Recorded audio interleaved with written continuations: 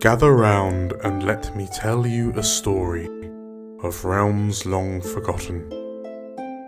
There are tales of the Forest Kingdom, a place of honour and chivalry, known to some as the Land of the Purple Dragon, but known to all as Cormyr.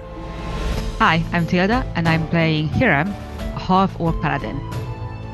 Hi, my name's Carl. I'm playing Cassia Donahue, a human bard. Hi, my name is Anton, and I play Balthazar, a Warforged Cloak of Azuth. Hi, my name is Al, and I'm playing Slate, a changeling druid. Hi, I'm Matt, and I'm playing Zombo, who is a halfling rogue/warlock. And my name is Dan. I shall be the dungeon master on this adventure.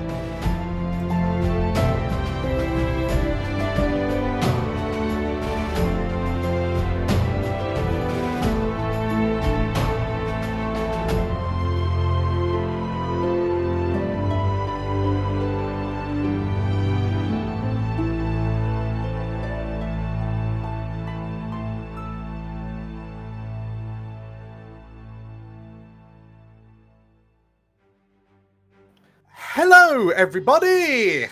Hello, DM Dan. Hello. How you all doing? Doing well. I am good. knocking things over on my that's- desk.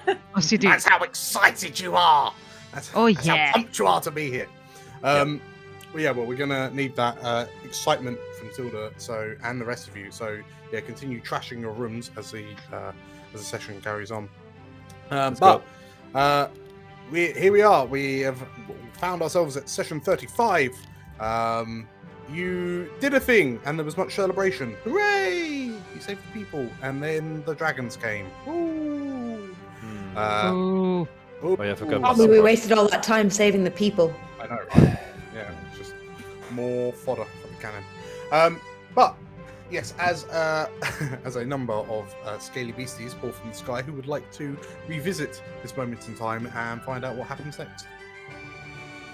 Yeah. I mean, Let's if go. it's a choice, can we just skip over to the point where we've already won? Unfortunately, the level skip isn't available on this Because online enemies story. are nearby. Yeah, you cannot fast travel. Yeah, it's fine. No one ever dies in D&D, right? Well, I've never heard of it. Yep. No, the shirt. Hailing from the Astral Sea, the history of the Githyanki comes from cruel enslavement under the Illithid Empire. Following the overthrowing of the Mind Flayer enslavers, the Gith would fracture into the Githyanki and Githzerai. Whilst their hated ascetic cousins, the Githzerai, focused on introspection, the Githyanki celebrated their freedom by becoming a society of astral pirates and raiders, taking what they want, when they want. However, one thing which the Githyanki and Githzerai have more enmity for than one another are their ancient mortal enemies, the Mind Flayers. Githyanki raiding parties frequently strike out to cull the Illithids, doing what they can to stymie Mind Flayer expansion, usually with little disregard for collateral damage. The Warhounds now behold this terrible truth. Zinaleth, the hunter who hates, has launched a full-scale assault on Suzail. Cormyr faces a dark day as red dragons and Githyanki vessels fill the skies above. And Oh dear. so, Got a bit of a deja vu moment here. We've already fought Githyanki's and Githzerais. And dragons. so, as you stagger out of the six candles and accompany Raedra, who is staring dumbstruck at the sky, her mouth hanging open, as her eyes scan the skies above, you can see the holes of flying ships appearing in the sky above through dimensional portals, planar portals, which rend the sky open as the vessels fly through. In amongst this fleet is this large double-hulled vessel, which you know to be Zinaleth the Hunter's flagship. And it currently casts a shadow over the palace of Suzail in the middle of the city. As you can hear screams and panics from nearby civilians as you watch as dragons pour from the sides of Xenoleth's flagships, their wings unfurling as they begin spreading across the city. And before long, you can hear the sounds. You can see the gouts of flame erupt from their mouths as they begin indiscriminately torching areas of the city. As Raedra kind of blinks and turns to look at you, and there's this look of shock and bewilderment, and for the first time ever, she looks scared. This is the first time you've seen her look scared.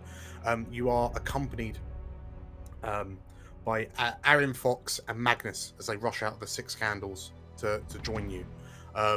Magnus looks to the skies and, "Oh my God," he says as he looks around. "Helm protect us." And Aaron's brow noticeably furrows, and you hear the leather of his glove tighten around the spear kind of hanging from his back. Magnus looks to you and just kind of, to no one in particular, says, we have to do something," he says. I'd like to saunter out in Ameline. Okay. As Ameline, and just kind of look at the sky and go, maybe tactics, but they have absolutely no tact. It's just really unbecoming, really, isn't it? Just to kind of just appear, no hello. Oof, okay. Oh, this doesn't look good. Oh, these again. As you say that, as I say, you can see that the dragons and the dragons bearing Githyanki riders are kind of flying kind of to various areas of the city. You see some of the smaller ships begin diving down close to the, well, just kind of skimming the tops of the roofs of Suzail. And as they come to a halt, you can see ropes being thrown over the sides, and you can see these kind of athletic, mottled yellow skins raiders kind of rappelling down onto the roofs and kind of onto the streets of Suzail, as the Githyanki just spread out with deadly efficiency. Raedra watches. You see Raedra look as a number of Githyanki descend in the sort of like the Royal Park area, and you see her kind of begin to take a few steps towards the palace. You see Magnus look over and watch the Githyanki heads to the north into the Noble District and the Warwitters College. And Aaron turns his head to look behind you at the poorer district that you find yourself in, as a number of red dragons kind of soar over your heads and begin torching the area. They kind of, the three of them look to one another and nod. Raedra kind of announces, I'll gather the what royal guards I can," Magnus says. I'll see if I can get the war wizards. And Aaron turns, his face white, and, "We have to save the peoples." They all then turn to the five of you and ask where you would like to, like what area the Warhounds are going to help out in. So, Balthazar, who would you like to accompany? Aaron, Magnus, or Raedra? So I think Balthazar still feels some attachment to, I guess, the crown, to Cormyr, and so he will choose Raedra. Okay. Slate. So, for the sake purely of wanting to wear the crown, there would be a small part of Ameline that would want to go to the castle just to kind of actually get there. But knowing that the best way to win over your future loyal subjects is to get them on your side, I think Ameline would want to choose. Well, actually, I think it would be more of a Slate kind of thing, wanting to choose, and that would be kind of overriding to choose the poor district. Just thinking, there's no real tie for Slate to Suzail. Sure. So I think the poor district, and then there would be kind of a little bit in the back that's going, "Ooh, but Robert, but then going, no, it's too late. Okie dokie. Okay, so Ameline, you've righteously decided to join Aaron. Katya, where does Katya want to go? Any hesitation, she steps up next to Aaron and looks back at the rest of the Warhounds, almost asking as if it's a question. Sure. Okay. Hiram. Hiram is going to think that the palace has the royal guard, the noble district has a war wizards, the poor district has no one, so he will want to go there. What about Hiram's family? Yeah, that does actually enter his mind, but my family. But Magnus is going there, and out of everyone, Hiram really trusts Magnus. Yeah. To get things right. So in which case, Zumbo, the three of them turn to look at Zumbo, and Zumbo, well, I just feel a bit awkward in the other places. And he says, and he decides to join the poor district, to join Aaron as well. So as the four of you kind of step off, Balthazar, what do you do? As it looks like the Warhounds are heading to the poor district. He'll look at Rager and go, sorry, my lady. I'm gonna follow them. Okay. Yeah. Bye. Rager just kind of looks to you all, and even you can tell that there's like a flicker of like sad disappointment across her eyes, because she could have really done with heroes such as yourselves, but she kind of acknowledges what's happening. She acknowledges your reasons, and she gives you a nod. And then there's as she draws the sword from the scabbard on her back. She looks to Magnus. She kind of holds his eye for a while, and then the two of them kind of run off down the promenade together. Before they do, yes. I think before they run off, Emily is gonna step up to Raedra. Mm-hmm. Just put a hand on whatever she can reach. Mm-hmm. And he's going, good luck.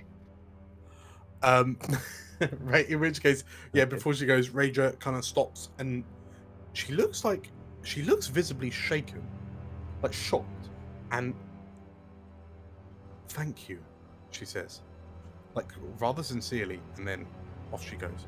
Like Magnus waits around to see if he gets one. And then when he does, after she leaves, she's going to turn to Magnus and like, she will need it.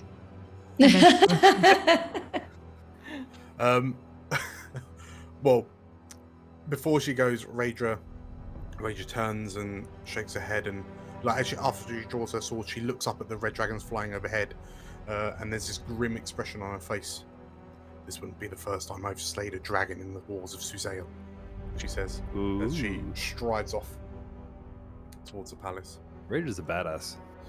She'll be fine, right? I mean, maybe like she's got a name. She's got. I mean, I am saying this from the bottom of my heart. Who cares? Yeah. Let's go save the poor district. Okay. So. Sorry, Dan.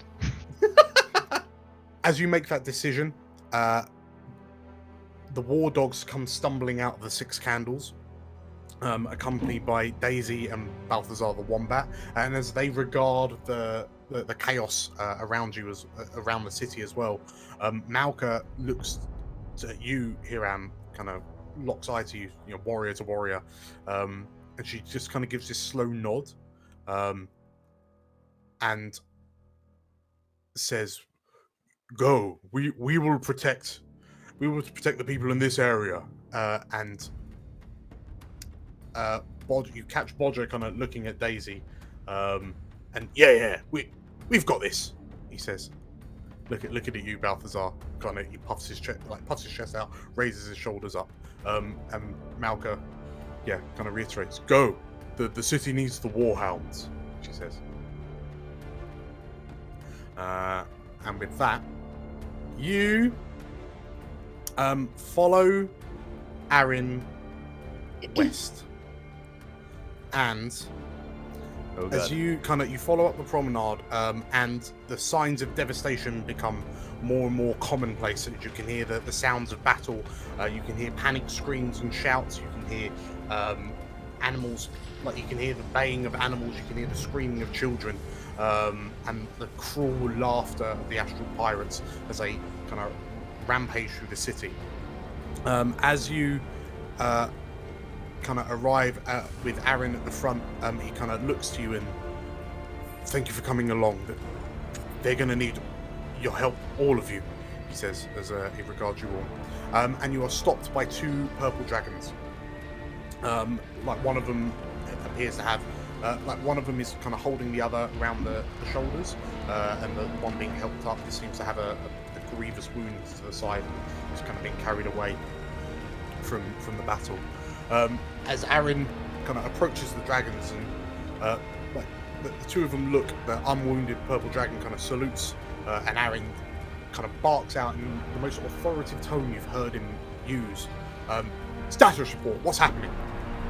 And one of the purple dragons looks around and it's absolute carnage, sir. They're running through the streets. The dragons are torching everything.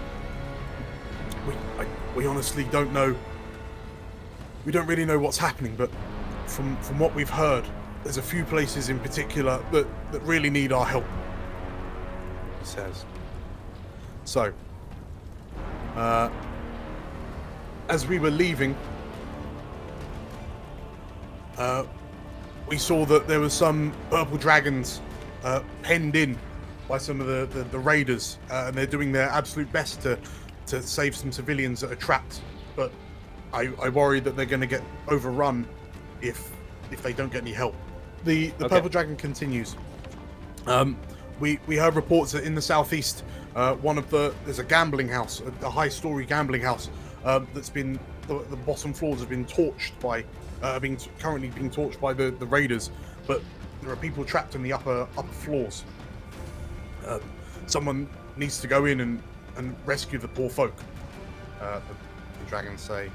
And then finally, and in one of the streets just off the promenade, there appears to be some champion of the raiders that's just indiscriminately slaughtering purple dragons and citizens alike.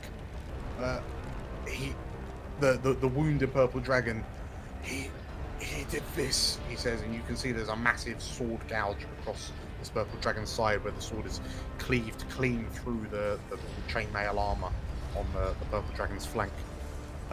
If this champion's left uncontested, he's going to cause absolute havoc. And Aaron kind of turns to you all as you kind of hear these stories, and he looks at you inquisitively and, well, we're going to have to split up, but who wants to go where? I think Amelin will say, I think we should, the champion sounds pretty diabolical, but perhaps we should save the purple dragons and maybe they can help us onward. The more the merrier. The purple dragons kind of reiterate all of these are these will all need attention immediately. Perhaps you could split your numbers. Yeah. I can cover the champion again. Yeah.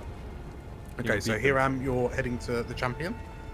Yeah. Champion, gambling, trapped in the trapped upstairs gamblers, and then the purple dragons all penned in.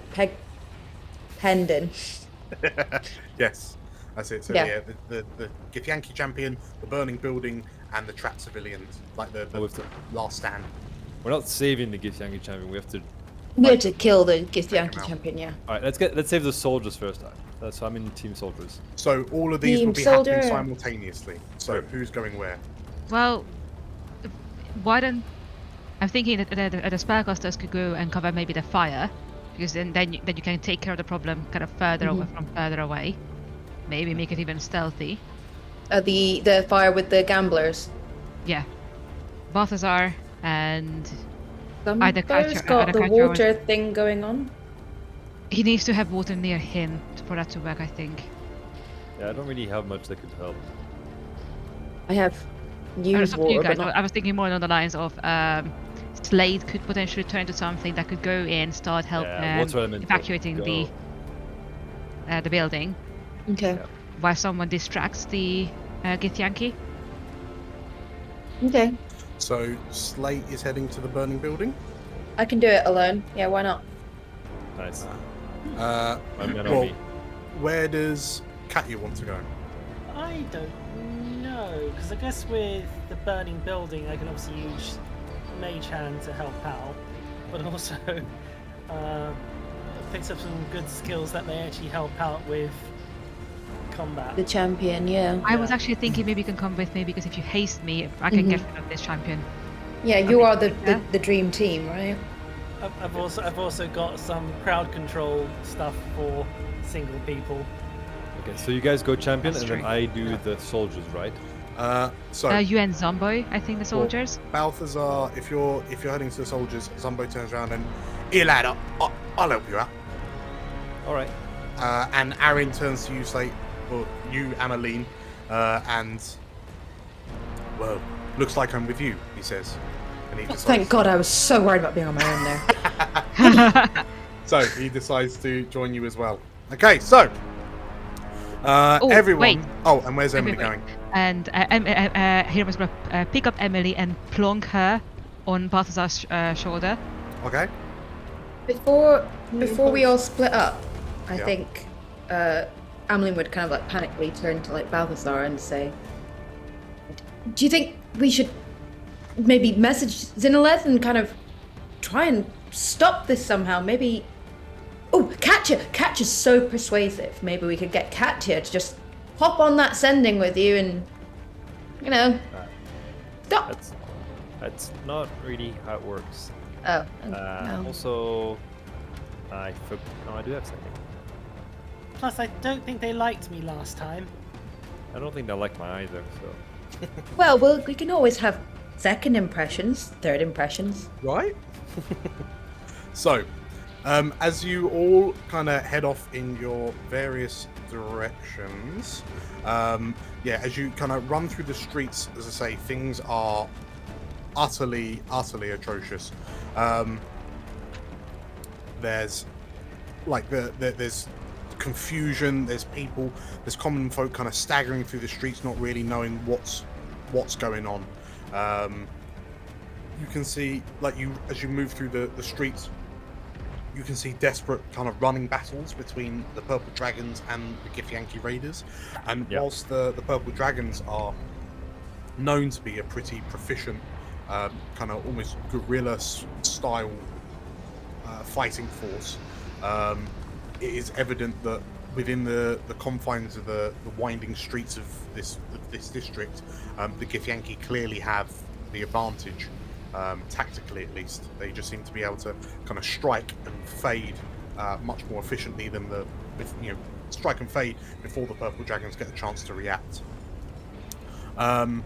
So, as we do that, if I could have everyone roll me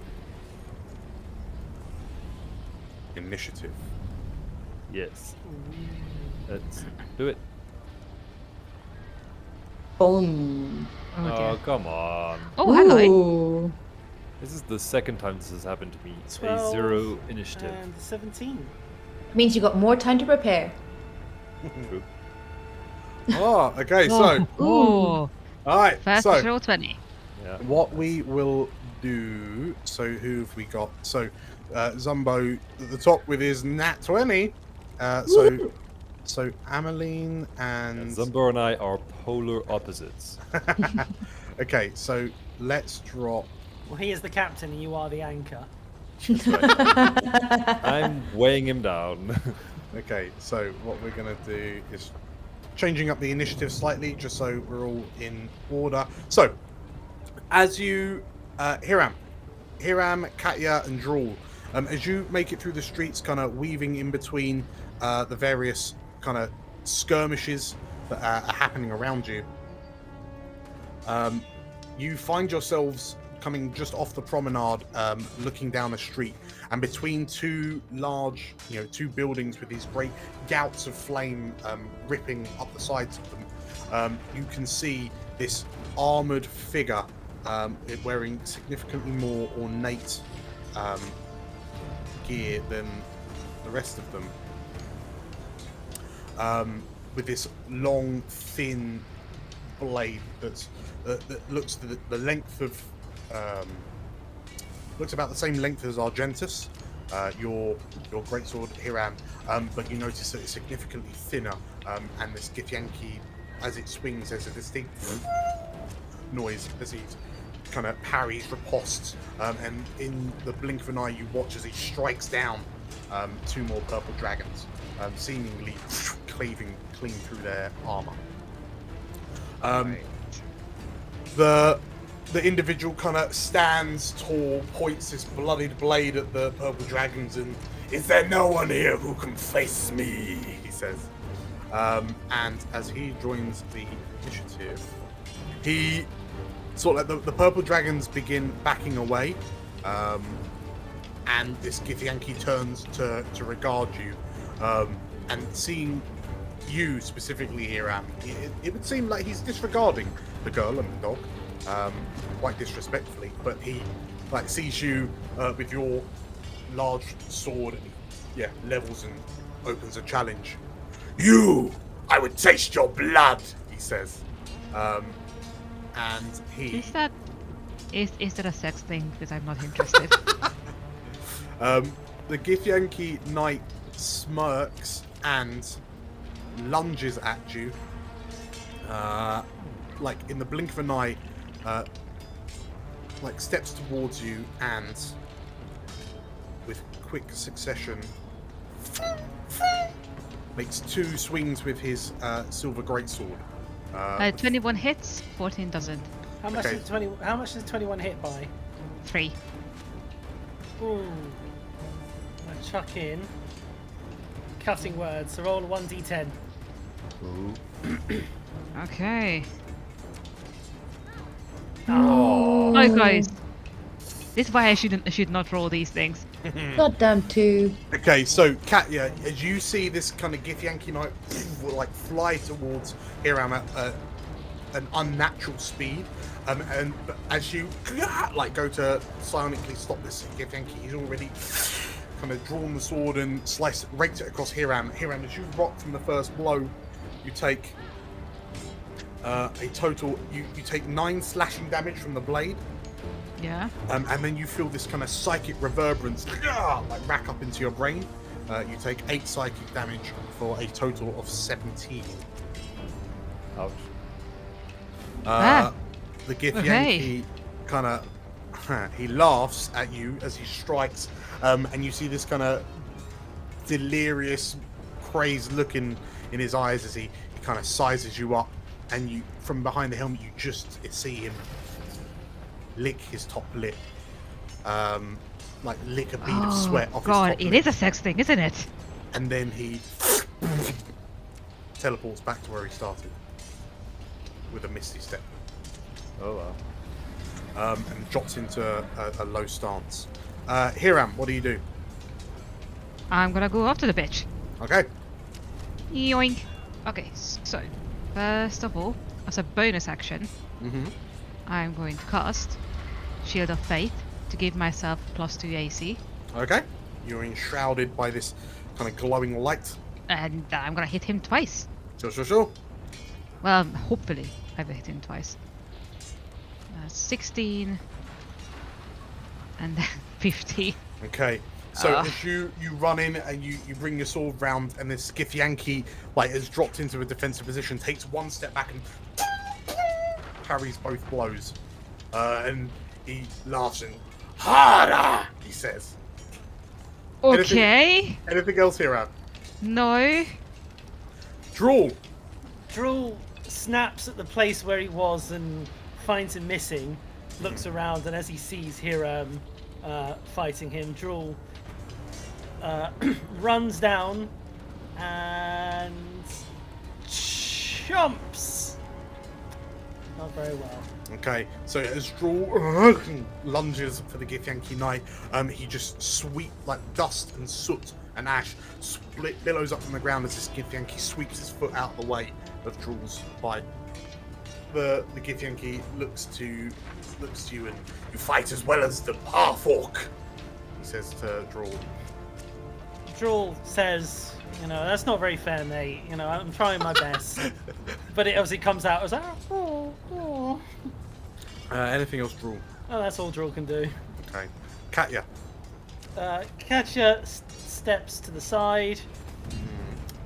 She closes her eyes for a moment. When she opens them, she can see sort of the trail of his thoughts leading all the way back.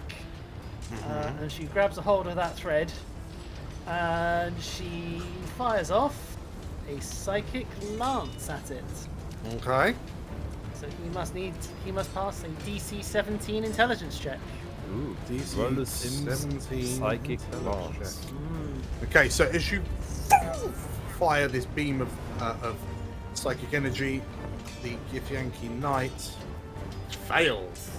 So he takes 25 psychic damage. Okay. And he is incapacitated as she basically rends his thoughts until the start of my next turn. Okay. So yeah, as this Githyanki gloats at you, Hiram, you see this like lance of white strike this Githyanki kind of right between the eyes, and he drops to one knee, and just his head begins lolling as he. At that point, Katya screams, "Get him now, Hiram! Get him now!" Okay. Today. Anything else, Katya? I'll also throw a bardic inspiration towards him. I think that will be needed. Right. So next up, Slate and Aaron, you arrive outside this burning building. You have to slip by what looks to be a street battle between some Githyanki and purple dragons in one of the nearby streets. But as you kind of as you look, you can hear a commotion inside the building, and as Aaron kicks the door open and enters, you can see that there are like this looks like some sort of gambling den come tavern.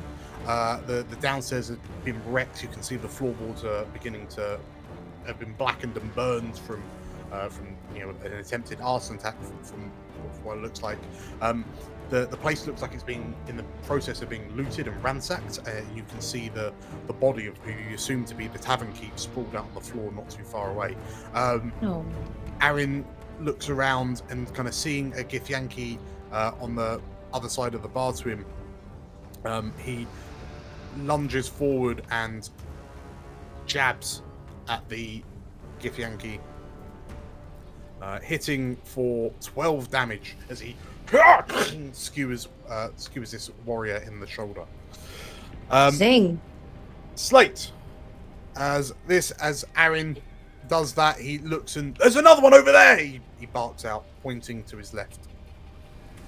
Okay, so running forward, Amaline will look at the other one and go, "Hey, stop it! This is very, very stupid. I mean, what are you doing?" And then just burn them with level. I'm terrified what you're about to cast. 4 spell. Heat metal, because I'm sure they're wearing metal.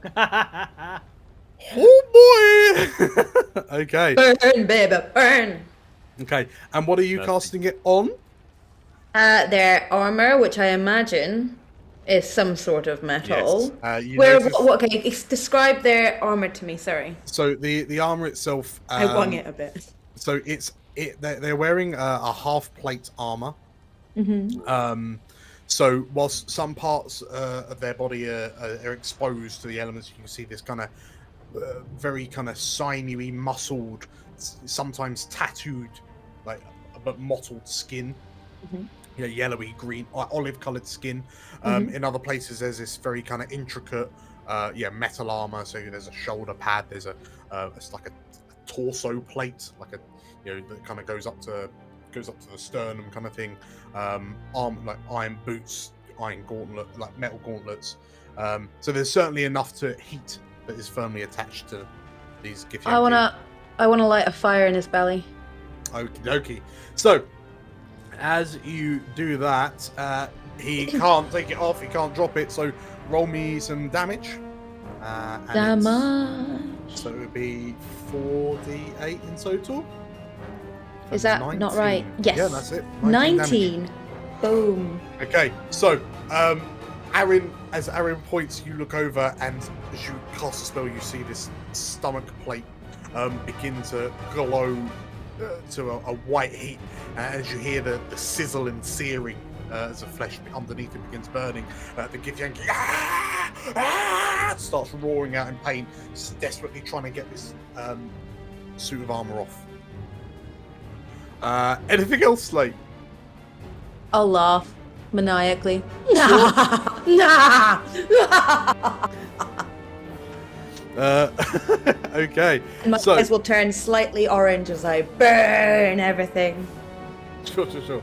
So, as that happens, the other Githyanki warrior fighting Aaron, he turns round and he twists to dislodge Aaron's spear from his shoulder. He kind of straightens his arm out, and you see blood kind of flick off the end of the Githyanki's hand. He then comes back round and brings his greatsword in a large sweep, twice, coming back a second time at Aaron. Fortunately, Aaron, using the bar, Aaron kind of ducks the first blow and then takes a step back as his greatsword puts a massive gouge into the bar. The Githyanki kind of swears and then steps around the corner to flank the purple dragon knight. The other one, like burning from the inside, staggers forward, towards you, and despite this searing pain, Githyanki brings the great sword up and attempts to make some swings at you. Unfortunately, the searing pain gives it disadvantage, which is lucky because that would have been a crit. And yeah, the Githyanki comes at you with such a surprising speed that it catches you off guard. And the first blow lands for 13 slashing damage. And again, you feel this kind of psychic jolt in your head as you take 6 psychic for a total of 19. But wising up to the Githyanki's second attack, you managed to duck out the way of that. So 19 damage. Zing. Oh, okay. Hey! Stop! Stop it! Stop now. So, next up is, on the other side of town, Emily. You see at the end of the street, sort of like in a little corner, like a back alley, you can hear a number of panicked screams from some civilians that are trapped in a corner. You can see 2 purple dragons valiantly trying to hold off what appear to be 4 Githyanki warriors. What do you do, Emily? She's gonna get her crossbow out, and I need to double check something quickly. Are you riding Balthazar? Sure. Okie dokie. Nice. If Balthazar didn't move her, she's still gonna be there. Okay, I need to double check something with you, Dan. Does this make Balthazar a tank now? It does. Yeah, Balthazar is a mount. So you know the bomb, not the bomb, the special arrows that she got. The walloping arrows? The walloping ones, yeah. What is the range on those? Standard bolt range? So no, I was saying the effect. Oh, it's just the target that it hits, unfortunately. No, that's actually better. I don't want to hit the civilians by accident. Okay. So she is going to aim at the guy closest to the purple dragon. Okay. Just over here. So yeah, you can see this one, this like this poor woman. You can see that there's a big kind of dent in her helmet. Her shield looks battered, and she's just desperately kind of keeping her shield up, trying to weather the blows from these Githyanki. You can see like she's limping on one of her legs. But yeah, and as these 2 Githyanki kind of dance around each other. But yeah, just size one up, take the shot. As a bonus action, so first of all, helpful to Zombo. Yeah. And then she's going to fire. Cheers, Emily. 23. Holy moly. Okay, so as these two Githyanki kind of dance around each other, they don't seem particularly. They seem kind of oblivious of your presence, and this bolt, whabam, hits the Githyanki square in the back. Okay, so damage-wise, 10 damage. 10 damage, and as this bolt strikes in between the shoulder blades, he goes down. Nice. He's knocked off his feet. That's what we want. And as this Githyanki sprawls to the ground, the purple dragon kind of looks up and sees the three of you, well, two of you. She can't see Zumbo behind the box, but sees you Warhounds approaching. Anything else, Emily? No, I think she's happy with what she has done. Okay. In which case, Zumbo then springs into action, watching this bolt kind of fly overhead, and you helped him, didn't you? So, as your distraction, he'll run up to the other one that's not prone, and use his advantage to strike out with a kind of jumps and lunges with the rapier. There you go. 16, but it's with advantage, so I'll roll that again. Okay, so as Zumbo jumps out, the Githyanki turns and sees this kind of flying halfling pirate hurtling towards him, rapier first, but then manages to kind of catch Zumbo and fling him back, and Zumbo lands with a pounce, and help! He shouts. Balthazar, what do you do? I had a plan, but Zumbo moved forward, so that's gonna change it. Okay, I think I'll just do Spirit Gardens. Okay. Boring Spirit Gardens. Sure. At 4th level. Okay, as you're surrounded by swirling guardians. Yeah. And are they all wombats now? By the way, I would have moved forward and I would have excluded anyone that I can see within range. Blah blah. Sure. Of course. I'll be next to Zumbo.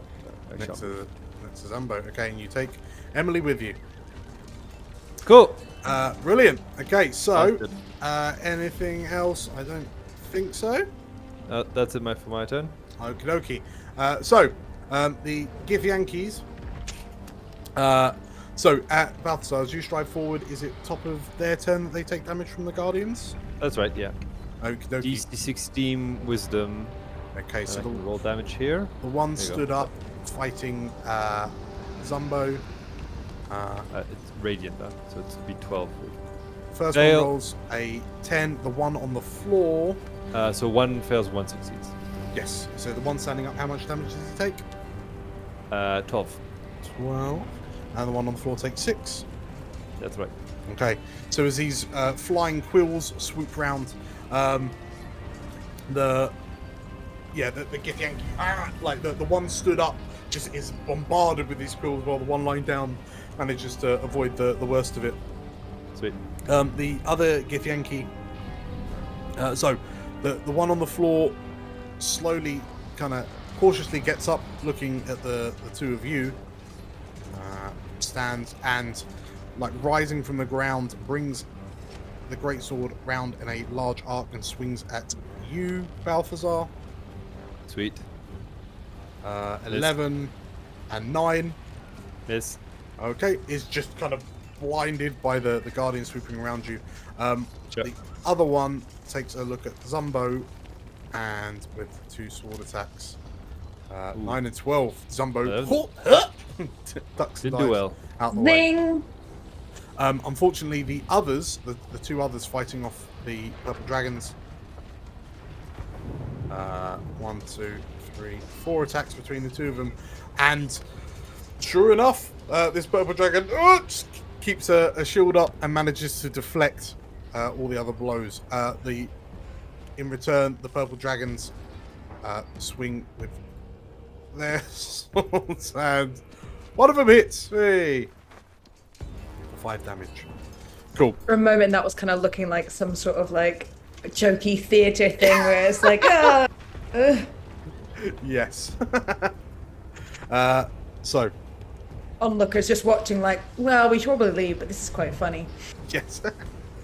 So, with that, at the top of round, the Githyanki Knight looks to you, Hiram, and like you see, his eyes are bloodshot as he kind of looks up to you, and then slowly turns his head to look at Katya. Hiram, what do you do in return? I'm gonna get up, all in. Yes. Could I make a quick suggestion? I mean, I'm about to knock him prone. What is your suggestion? Can Drool go first, because he could then knock him prone and you could do more damage? If you like. Is that how combat works? It can be. Yeah. Yeah, in that case, yeah. Drool can go first. So, Drool steps ahead of Hiram. Yeah, well, we're going to try and knock him prone then, so Hiram gets more chance to do some damage. Okay. So it's going to be a athletics versus, or it's just a normal attack, isn't it? Yeah. So yeah, it's an attack roll, and then it's an attack roll to do the shove action, and then you can knock him prone instead of pushing him back. Okie dokie. So that's 16. Okay. So Drool, in which case, as Drool kind of leaps forward, this Githyanki brings an arm up and kind of catches Drool in his arm, but then kind of shakes the dog away and kind of he hisses, baring his fangs at the mastiff. Anything else, Drool? That's all Drool can do. Okay. So Hiram, you can see that this Githyanki Knight, it's starting to come to. His eyes are becoming more focused. What do you do? I would like to hit him. Okay. Lots. Hit him lots. I mean, at least twice. Inspiration yes. D8. D10. Okay. So it's a 20. So I'm definitely gonna hit him once. Yeah, empowered by Katya's song, you land your first strike. So that's one hit. Yeah. Have you got But inspiration? because of that, I do not. You do have inspiration. But I'm holding on to that one. Okay. Yeah. Sure. Okay, so you get one good lick in. Roll for damage. Yeah. However, what we're gonna do with that one is do damage first. 16 damage. Plus, I would like to use a 3rd level smite. Oh boy. Okay, cool. So as you kind of you aim the blow centrally, you take 16 slashing and 48. 48, yeah. 20. Holy moly. Okay, so yeah, as this Githyanki is kind of still bleary-eyed, it's coming to, you manage to skewer him for what, 36 damage in total, including your divine smite, and he actually rend open his armor. And can I shout at the purple dragons to get out of here, help the others? Sure. The purple dragons kind of look to you, and they all kind of turn and they all kind of rush off to kind of dispersing to help among the city. Done. Brilliant. Okay, so next up then is Katya. So this Githyanki has just kind of turned his attention to you and then kind of been run through by Argentus. But what do you do? I think what Catch is gonna do. He's still looking pretty healthy, isn't he? I mean, he's just been skewered by a great sword, but in that case, he might need some gentle R&R. I might hit him with a Dissonant Whispers at 4th level. Okie. He takes a Wisdom save, DC 17, and hard fails. He takes 19 psychic damage. Okay. And just he hears the whisper in his head. Bleed. In which case, this Githyanki Knight kind of snaps to, and like looking at the blood that's kind of trickling down his stomach from your blow, Hiram. He turns to leave. Hiram and Drool get to make opportunity attacks. After you, Hiram? I was Hiram is taking an opportunity attack. Catch! No, I was hitting that. Then hit it! 18. That is a hit. Excellent. Fuck this guy in particular. Okay, so the Githyanki kind of stands, looks like there's this look of sheer panic in his face, and as he turns and kind of goes to bolt, Iram, you manage to. How do you dispatch him as he turns to leave? I would like to sweep his legs out of him so I hit his head and fall unconscious in the most undignified manner possible. Okay, like arse up in the air. Cool, very nice.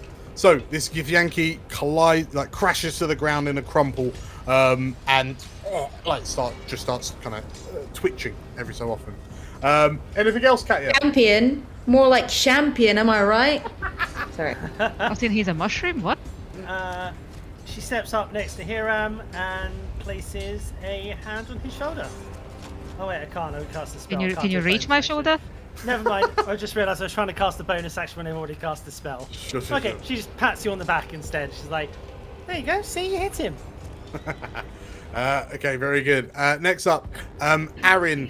Aaron turns around and he glances up at the ceiling, which he knows is stymieing his ability to do the cool stuff, but responds by kind of twirling the spear to get in a different angle at the Githyanki, but the Githyanki manages to parry. Slate, there is a burning Githyanki in front of you.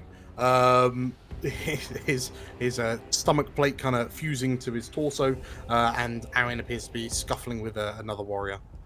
Aaron seems to be doing fine though, right? Yes. I should point out also with your perception, you can hear kind of scared screams coming from upstairs. I'll look at the Githyanki in front of me and say, I can make this a lot more painful for you. Oh. Or you could step aside. And then I'll pointedly look at the different areas on the body that is metal. Oh, God, good. I don't know where we're going here, but I'll just kind of, which is made of metal. Just looking at the good metal, some metallic codpiece you have there. I don't know. But yeah, just looking, going, each little part of this, wonderful, and surely at one point protective piece of armor you were wearing could be so painful. Okay, so unless you step aside. Okay, roll me an intimidation check. I say that he is burning. Yeah, that's gonna factor in. Don't worry. So can I have advantage or not? You can. Because yes. Oh. 14. It's a 14. And he took 19 damage from the burn last time. Yeah, that's fine. So, this Githyanki. So, are you not using your bonus action to reheat the metal? I will see how he reacts, and then if he doesn't, then I will burn him. The Githyanki looks to you for a moment and, gingerly looks down and steps to the side. Brilliant. I will then go, thank you, and then reheat the metal. Okay, so I believe that is... you get to roll another 48 to torch him again. 28! Good lord. And as this Githyanki steps to the side and you go, thank you. And the armor reignites. The Githyanki screams and goes up in flames. And kills over. An unusual way of killing someone. Anything else, Slate? I'll look at the other one. I'll look at Aaron and go, hurry up, will you? Or do I have to do that again? Aaron, you hear Aaron, he's tussling with this warrior. I've got it. Yeah, he says. So how can I move any further? I mean, what have I moved there? You've moved 20 feet so far. Okay, so let me see. I've got one. Wait, 1, 2. You can get to the bottom of the stairs. Yeah. Yeah, stairs. Wait, I'll wait for Aaron. Because, yeah, I'm gonna wait there so I can see him. Because otherwise, I'm just gonna be in trouble. Sure. In which case, the Githyanki warrior in front of Aaron retaliates against the spear blow. Aaron manages to dodge out the first one, but as he kind of turns and I've got this, he says, you hear Aaron scream out as the greatsword lands, and he takes 19 damage from the blow. As this Githyanki kind of catches him on the leg. And Aaron, a little help, he shouts. Next up, Emily. Emily, you... so Zumbo and Balthazar have engaged these two Githyanki in the back alleys. And over kind of on your elevator position, you can see over everyone's heads, you can see these 4 commoners, like civilians, cowering in the corner. Cool.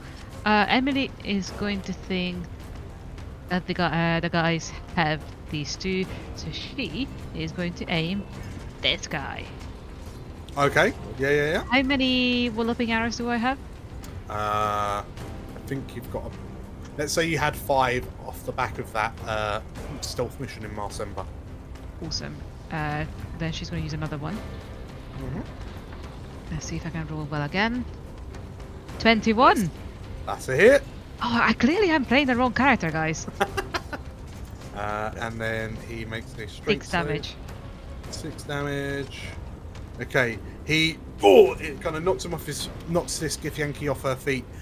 She kind of bounces against the wall and manages to stay standing. But she kind of looks up to you with some kind of shock as she sees Emily. Emily is going to wave at her. Yes. Perfect. Cool. Next up then is Zumbo. Let's just booming blade. Nice. Boom! So Zumbo gets a solid hit on the Githyanki, on the warrior stood in front of him, dealing a total of 16 damage from the rapier blow, but then also rolling Sneak attack, right? sneak attack as he's aided by you, Balthazar. That's right, yeah. Sneak attack. The 2d6? Cool, an extra 10. So that is a total of 26 damage.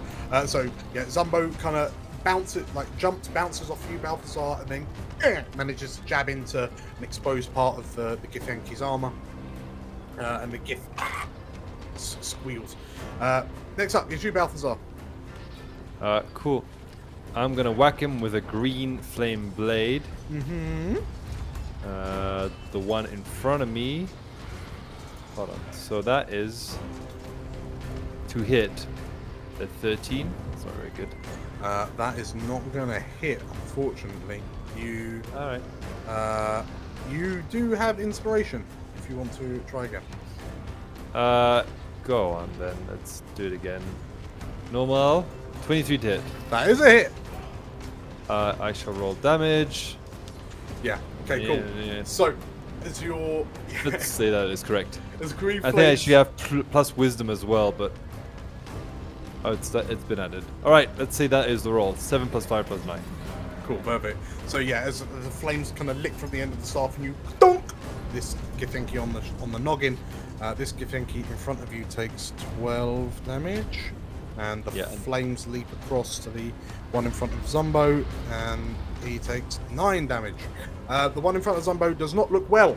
The one in front of you looks better off. They retaliate. 1, 2 against Zumbo. 1, 2 against Balthazar. Both miss Balthazar. Both miss Zumbo, but Balthazar, you do take a hit. Is there anything you can do to stop it? Nah, I don't have shield. Okay, so as you and Balthazar just kind of begin working your way through this Githyanki, the two warriors kind of drop low. One starts kind of sparring with Zumbo, who has to hop out the way. The one in front of you, Balthazar, goes to strike from the left, but then feints and catches you from the right, and you take 12 slashing and 8 psychic as you feel this. Now, technically, they do take 48 before my turn, which I don't know if it would kill them or not. That is a good point. So the one in front of Zumbo is a wisdom save. You roll that 1, 2, 3, 4. Well, they both fail. Okay, so they would take 17 points. Okay. I think so. The one in front of Zumbo, takes this rapier to to the kind of breast, well, the area between the neck and the collarbone, and sort of like as he knocks Zumbo away, he kind of hefts the greatsword up with one hand. As he goes to swing it down, he's then peppered by all these kind of spectral quills and pinned against the wall, and dies. He be gone. I made my con save. Dead. The other one takes 17 damage. Doesn't look great, but then manages to feint left, and then strike from the right. Okay. The purple dragon behind. Yeah. Also, while this Githyanki is distracted, manages to put another 9 points of damage on. And the one holding off 2, also hits. Oh, check. Oh, this is the presence of the Warhounds right here. So the one that you just shot, Emily, the purple dragon spies the opening, leaps at that warrior, and as she's kind of bounced off against the wall, and there's and the sword goes up under the armor plate, and the Githyanki warrior just kind of gurgles before she drops to the ground. Oh wow. Dead. This purple dragon then turns to the remaining Githyanki and, "Come on then!" she shouts. Right. So the Githyanki knight is currently passed out, twitching and convulsing slightly. His legs like a sleeping dog trying to run away from Katya. Hiram and Katya, you have the opportunity to redeploy. Where would you like to redeploy to? Oh, so is he doing that anime sort of like, which is the lip going up like? Yes, absolutely. You know that Slate and Aaron went to the burning gambling house in the southeastern corner. You know that Emily, Balthazar, and Zumbo went to the southeast to help some civilians. Where would you like to head to? I think Hiram might get a bit bossy here. You can split up as well. Again, you two can I think Hiram is going to do that. He's going to get a bit bossy and say, "Katya, go help us. Go help Slate. I'm going to still in Aaron. I'm going to check on Zumbo and Balthazar." Okay, go. So as you two head off in different directions, Do you want to tie him up first? It's not my kink, no. I mean, it's not. I know what you meant. He runs off. Okay, so Hiram heads off southeast, and Katya, you take the opportunity to head south down the street towards. She'll firstly use like mage hand to lob his like sword onto a rooftop, just in case. Just in case. Okay. So we'll pull you there for next round. Beautiful. Okay, so that's you lot. So before you arrive, Katya, Aaron, he grumbles as he takes that hit from the Githyanki, and then spurred on, doesn't want to look silly here, manages to kind of like jams the spear into the Githyanki's foot. The Githyanki warrior roars out and takes 8 points of damage from Aaron, and Aaron's like, "Yeah, that's right," he says. Slate, what do you do? Really? Come on, must we? And what shall I do? I'll run back over and do a quick. What is this? I'll do a quick shillelagh, simple as. And I will smack him on the head with my quarterstaff. Quarterstaff or the oh yeah, it would be the quarterstaff, yeah. I feel like the that wouldn't count, would it? The sickle. Although the sickles, I always forget how great the sickle is. It's just, it's got a lot going on in it. It is great though. Oof. Is a +2 magic weapon. Yeah, I mean, maybe I'll just change to the sickle. I'm in quite a bloodthirsty mood as well, it seems. So. Okie dokie. Right, so in which case, yeah, by all means, lash out with the sickle. Okie dokie. There you go, 25. Ooh. How's that? So that is a hit. Yeah, so as this Githyanki is pinned to the floor by Aaron's knightly spear, you manage to get in and you swing wide. Brilliant. Roll for damage. Damage. It's a 4. Hey, 4 damage. Damaging. Cool. I'm helping! Shouts Slate. Cool. And Aaron just kind of gives you a firm nod. Oh, he's so an good. affirmative nod. Okay. Anything else, Slate? Can I disengage? No. Unfortunately, No. not. No. No. Well, I'll just go. Oh, is he not dead yet? Can we just? We have to go. You do have to go. Yeah, that's true. Emily. What do? I mean, there is a Githyanki right in front of us. Yes, there is. Yeah, I'm gonna shoot them. That is going to be disadvantaged because bear in mind you're effectively on top of Balthazar. Ah, that's true. I also But I mean, can't the see height, you're this guy basically anymore. right higher up. Is that? It would be in the 5 foot square directly above, unfortunately. Yeah. Oh, hold That's on. Still adjacent, is what I was saying. Hold on. Woody. Now, if Balthazar was like 10 feet high, then Yeah. you know. Someone cast enlarge on Balthazar, and then Emily can shoot in melee with impunity. I am going to point out to myself that Emily also has a dagger. She could literally jump on this guy and stab him in the leg. Is she gonna Assassin's Creed off Balthazar's head? Yes, exactly. Little eagle call. Like, I mean, it's probably not gonna do a lot of damage, but it would be super, like super cool if it was. Land in the Sounds hay super bale. cool. You know what? Because I want to see this happen. In this moment, Emily has a spark of inspiration. She remembers her Thank hunting you dagger. kindly. Okay, so do you want me to roll any kind of athletic for the jumping part, or am I just? I like to think this Straight- is just a cheese knife. Straight to attack roll. does she go like Samuel L. Jackson in Pulp Fiction here and start just like preaching before she jumps? That's a miss. I'm 14 gonna is a use miss. I'm gonna use the inspiration Yeah. I want and this see if we sound can so bad. see if we can do better. 16. Ah no! Okay, Oh, it's so a miss. It's a miss. So Emily, you Oh no. and you land on the back of the Githyanki, and the Githyanki as this small half-orc girl jumps on his shoulders, and like Emily's just wailing with this dagger, but just sliding off arms. She can't quite get here. I feel like she's trying to like open the armor like it's a can. Yes. And like, where is it? Anything else, Emily? Any help actions, for example? I think I'm gonna keep on the Balthazar. Okay, cool. In which case, Zumbo looks up and cheers, love! He shouts as you start distracting the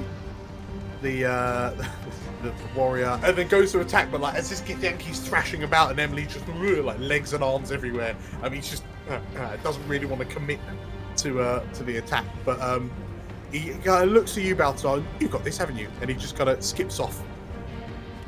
And runs to. All right. My name's Zumbo. He says to the commoners as he runs past. good. Balthazar. gonna- Emily is currently wrangling this Githyanki warrior. What do you do? Yeah, she got it. I'm gonna cast Lightning Lure, which is Uh-huh. a spell I recently got on the other Githyanki, Yeah. and if they fail a DC 16 saving throw, they are pulled towards me. Okay. So the one final warrior fighting the victorious female purple dragon from before fails. Nice. Okay, so they will be land here, I think. Sound Okay. right? Drag towards you. And roll for damage. For Damage, 4 damage, but +4 because Plus I've got 4. Okay, no worries. I've got a thing. 8 damage. Nice. So yeah, it's this lightning, this stream of lightning wraps around the Githyanki and pulls them closer. Anything else on your turn? Now it's my turn. Okay, so the Githyanki that you've just pulled towards you, as you pull him into your spirit guardians, he passes a wisdom save. The one Sure. tussling with Emily fails to save. Sure. How do I? Oh god. I've made a mess of this. I really don't understand how this calculator works. Oh yeah, this is the modifier. Oh, I got it now. Also, while you're doing the math, just want to say, my cat has been licking the door for some reason, just in the back door, in the background. Is it a tasty door? No, not particularly. I wouldn't. I mean, I wouldn't know. I haven't licked it yet. I was going to say how. Love the authority that you had with that. Let's try it out. So It's a door. 16. 16 radiant damage. Okay, so the Githyanki that you pull forward kind of brings his arms up and kind of shields himself from the vast majority of the spiritual guardians. The one that Emily is wrangling manages to turn the Githyanki, and the Githyanki's so preoccupied with this half-orc girl that's kind of wrapped around his neck that the warrior just takes the full brunt from the spell. And Emily, you drop to the ground and land on top of a corpse. You. Dead. Yeesh. Do they automatically turn into blood puddles, or is that a thing you've done? Very good. Yeah. Blood puddles. Yeah, Very, very good. Okay, anything else, Balthazar? No, we're good. So Okay. So the warrior frees himself from your lightning lure, looks around, takes one swing at Zumbo, misses, and then carries the blow through to hit Balthazar. 21 Yeesh. to hit. 21 hits. And you take 8 slashing and 9 psychic for a grand total of 17. If only I had Daisy, that would have missed. This is why you want to keep your partner close to you. Yes. Forgot about the wedding thing, and then I was just like, oh my god, are you going to use Daisy as like a shield? If you're squishy 4 hit point That's wife how nearby. the ceremony spell works. How do you think you get the +2 AC? You use your partner as a shield. Can I have a quick concentration save, please? Yeah, you're right. Con saving throw advantage. Let's go. Okay, pass. Okay, you're good. So yeah, the Githyanki like fights his way through the flying spiritual quills around you. Next up then is Katya and Aaron and co. Katya and Drool, as you arrive at the kind of gambling house, you can see that the flames are kind of licking up it. You burst in to see Aaron with his spear through the foot of a Githyanki, and Slate, Ameline with the sickle embedded in between 2 ribs of this Githyanki warrior, and they're just tussling. What do you do? Drool steps forward, or at least surges forward, and 20 That is a hit. for 9 damage. He needs to make a DC 15 strength save. Okay, so as this Githyanki is preoccupied, does not notice the Mastiff come barreling in, and boom, is brought to the ground by this flying hunk of meat.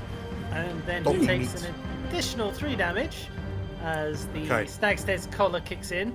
Nice. Yeah. There is a sickening, ripping noise as the Githyanki's foot passes through Aaron's blade as he's knocked away, and he collides with the back wall, and is prone. Anything else, Drool? I guess Drool just huffs like. Yes. Good boy. So, Katya, you follow in behind Drool, and Yeah. you see this, Githyanki currently in the process of crashing into the wall behind the bar.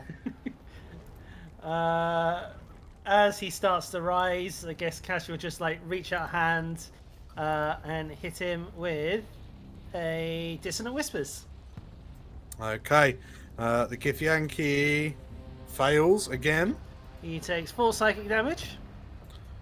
4, and then has to flee directly away. Okay.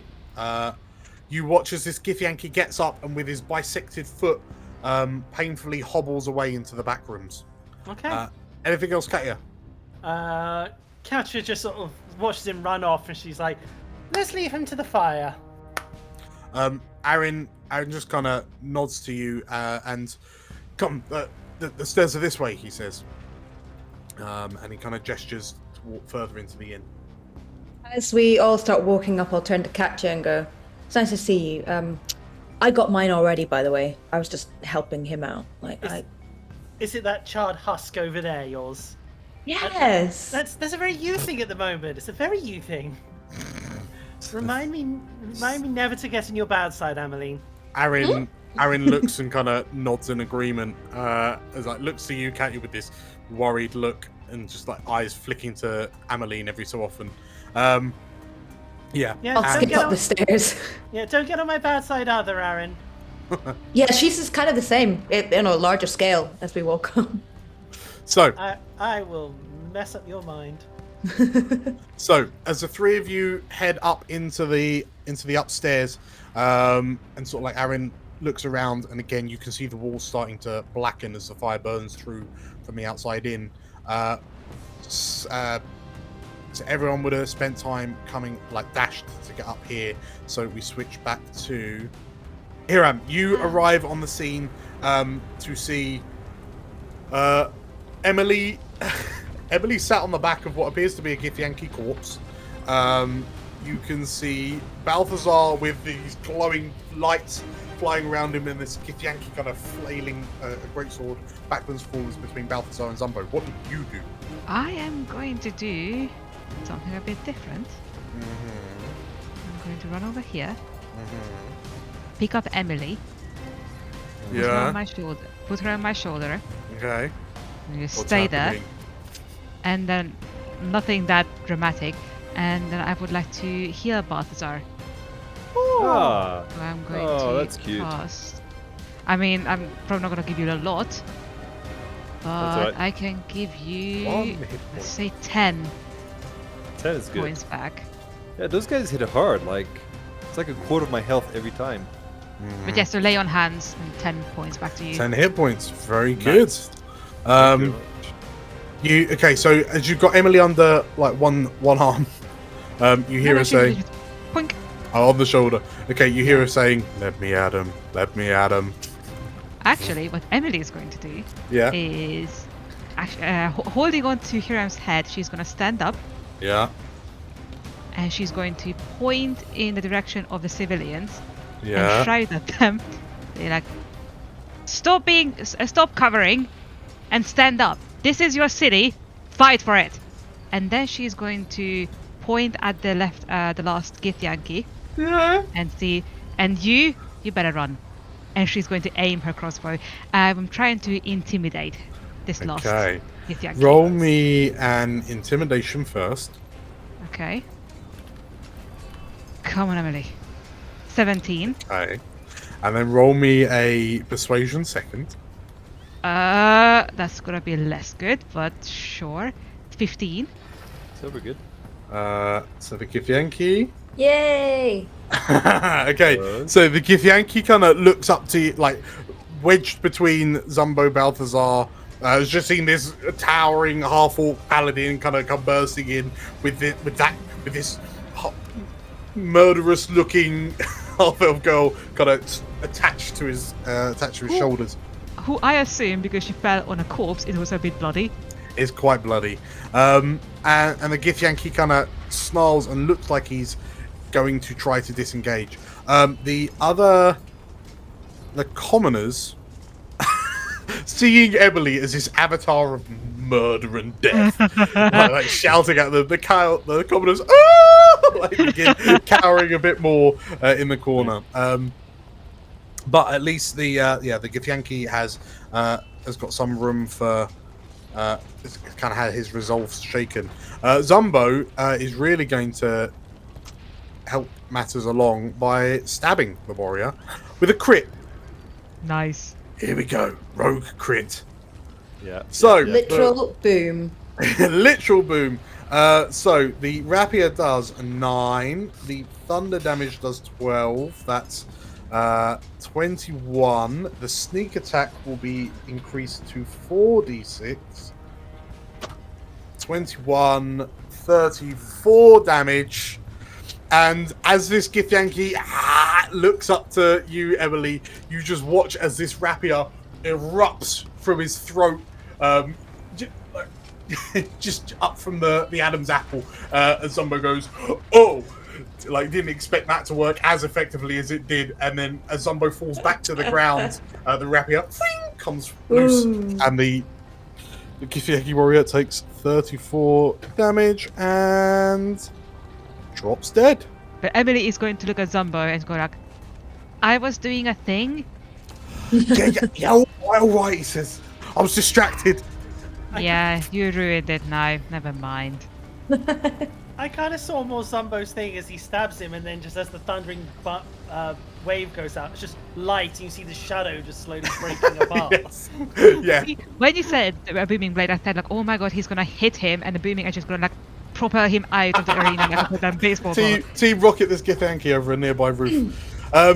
Okay, so. The hunter who hates standing on the ship and suddenly this Githyanki slams into the window. Just...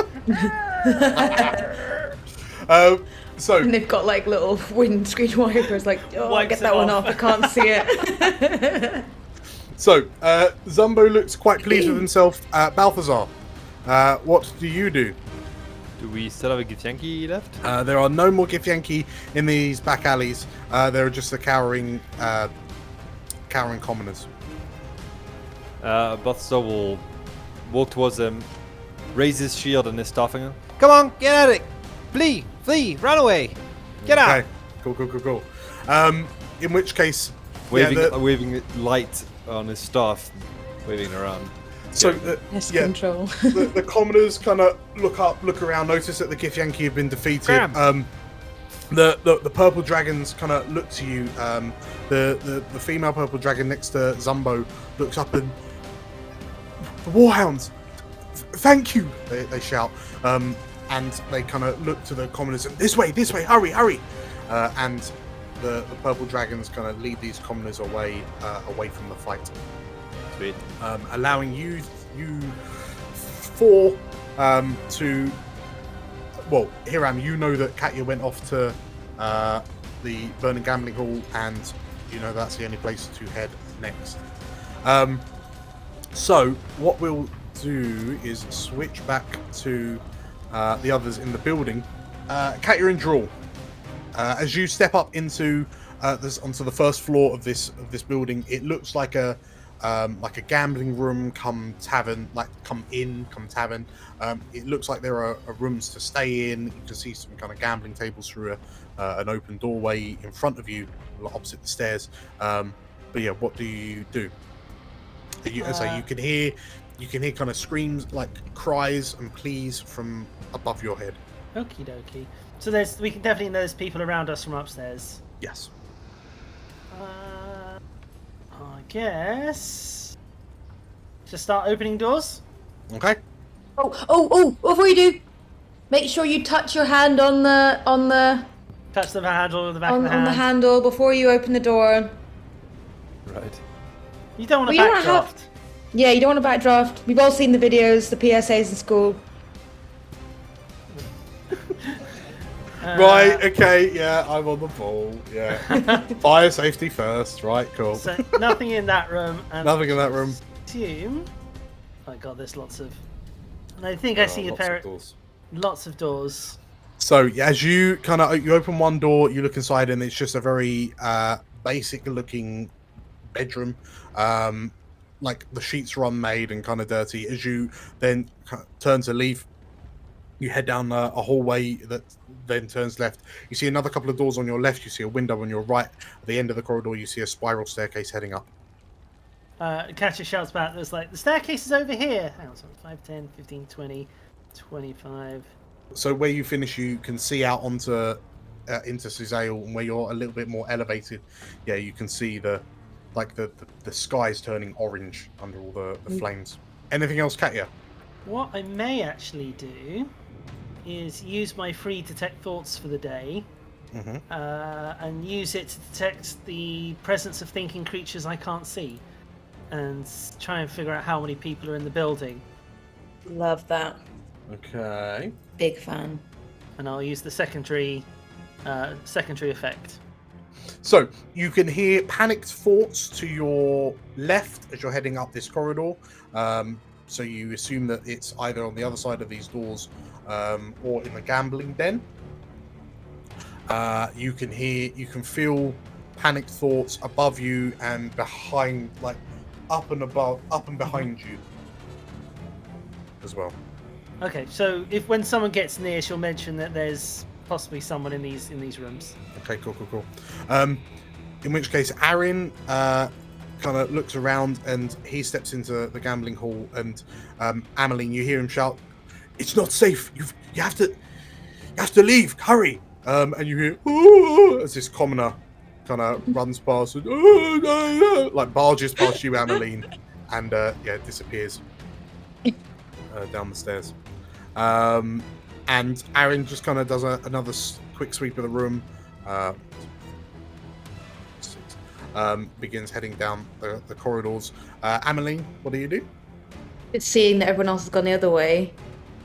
I think Ameline will walk down this way just in case. Okay. Touch her hand to the door. So you open up another door, find it's another kind of unorganized guest room. And then follow up after everyone else. And while doing that, we'll probably just go, "So, Katya, what was the champion like?" Wasn't all that exciting. Very weak-minded. Very, very weak-minded. He's lying somewhere in the street at the moment, completely unconscious after Hiram slapped him out a bit with the back of Argentus. You left him alive, says Aaron. I think Hiram wanted to talk to him. Don't worry, his weapon is long gone. I threw it on a roof. Okay. He'll be. Trust me, with the amount of damage I did to his mind, he's going to be sleeping a while. Sure. Like Aaron kind of is peering at you around the corner.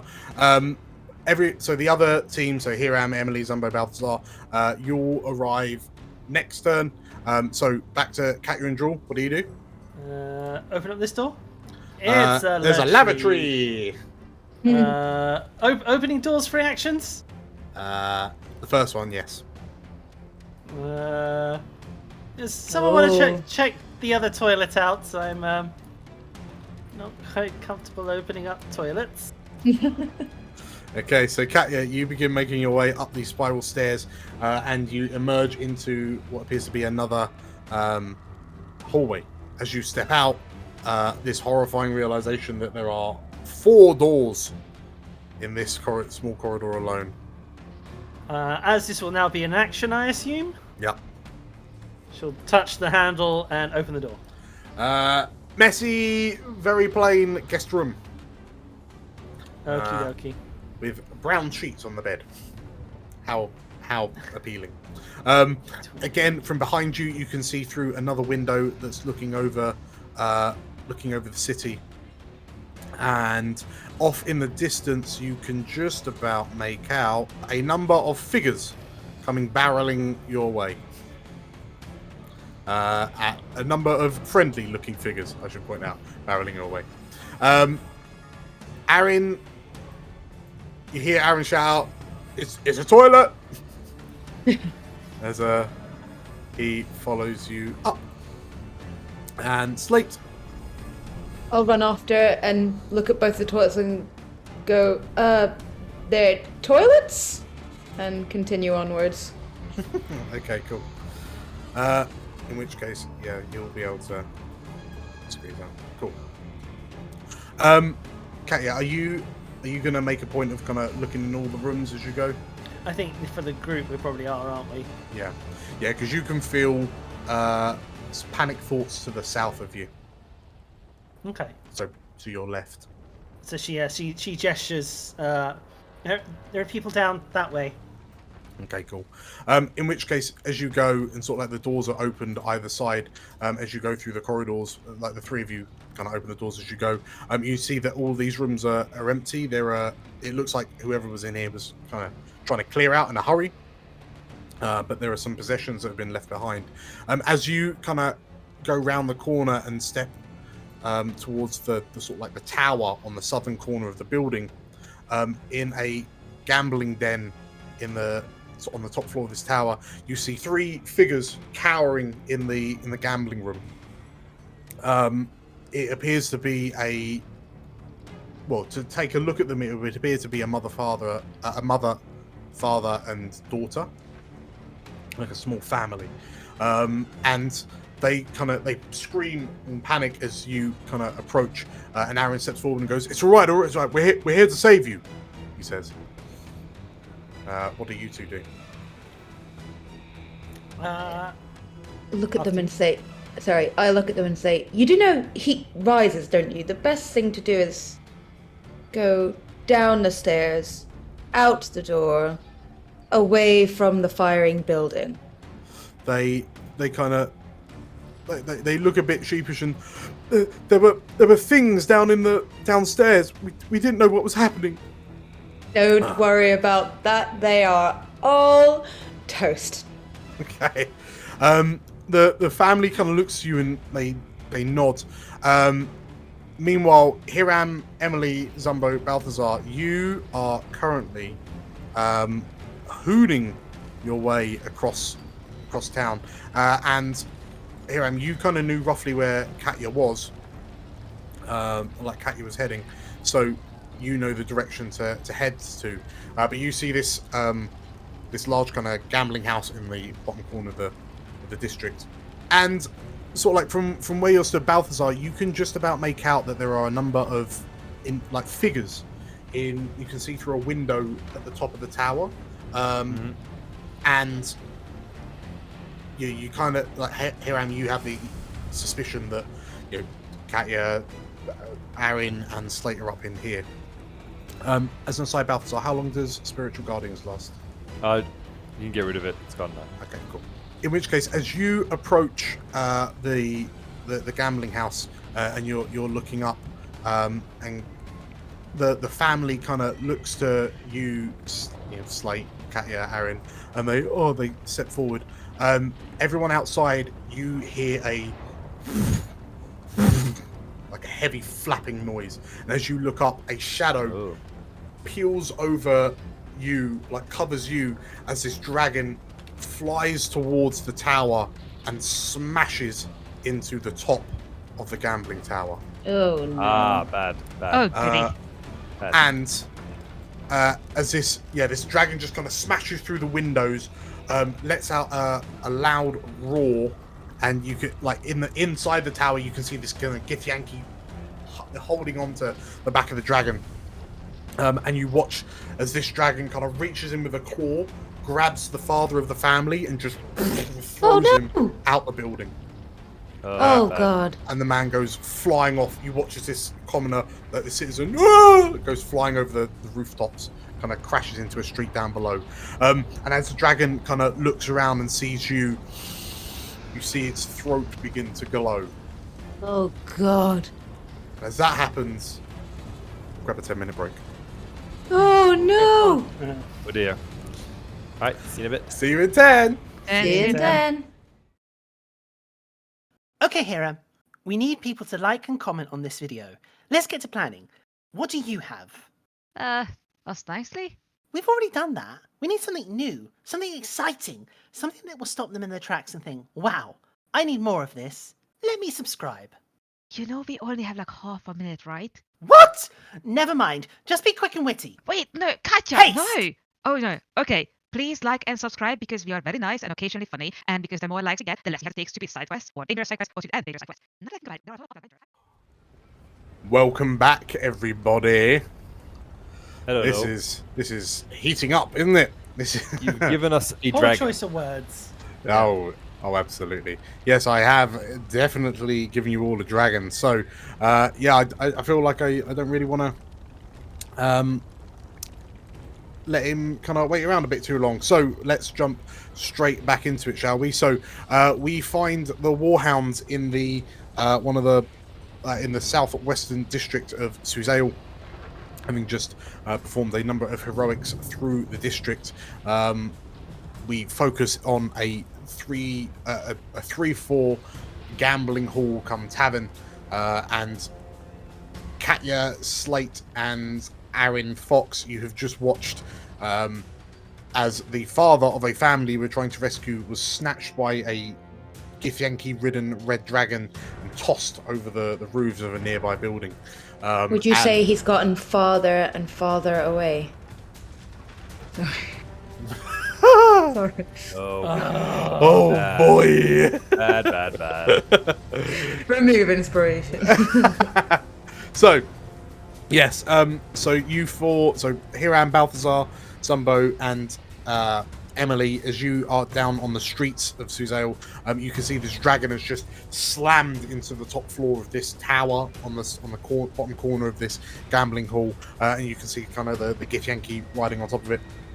And for everyone inside, you can see that the dragon's throat is beginning to illuminate. So with that said, once again, can everyone roll me initiative? Yes, I would like a better roll, please. Oh, I got a worse roll. Oh, yes, much better. 2. Oh no. 18 Okay. and 19. Oh, I feel like Zumbo is it in is a- first. Yeah, it is a fact that statistically speaking, clerics are always on the lower tier of Absolutely. rolls. Absolutely. That's what helps you sleep at night. It's the only way it should be.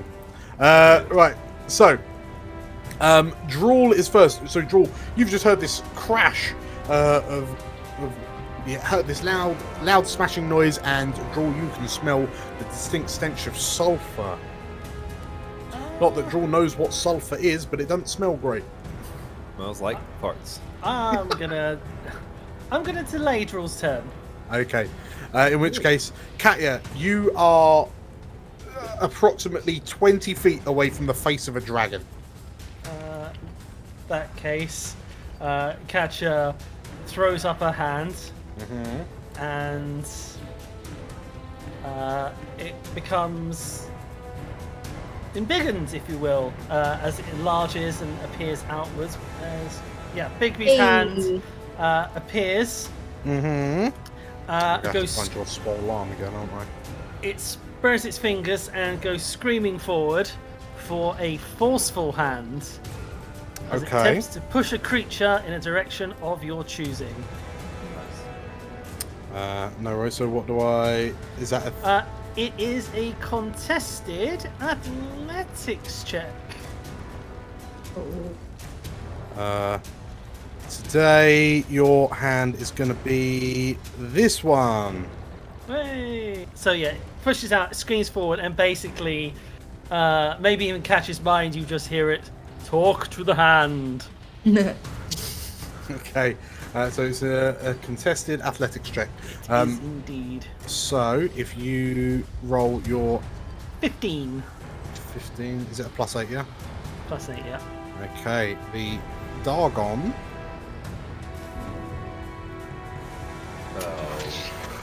Oh, bad. Grapples its claws into the side as this hand pushes against the side of its snout as it turns, at the very least, it turns its head away, as you can see the glow in its throat getting brighter and brighter. Anything else, Katya?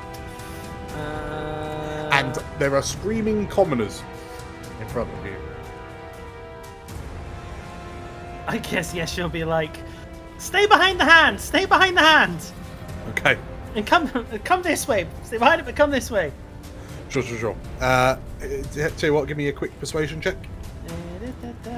I mean, surely they would want to hide from the goddamn fire. You'd be surprised. You know, they might just be like, the dragon seems like a safer bet. 31. Woo! Oh. Oh boy. Okay, my so God. mother and daughter that have just watched a father be yeeted over the rooftops. They do not want to stick around, and they sort of like run past you and kind of hunch in a corner behind Aaron and Slate. Awesome. That's Katya has nowhere to go because the family took her spot. So Okay. Does Draw step in? how old's the daughter? 10. Jules gonna sort of like pushes his head underneath, throw her onto his back, and lead her away. Okay. And you separate the daughter from her mother. I can deal.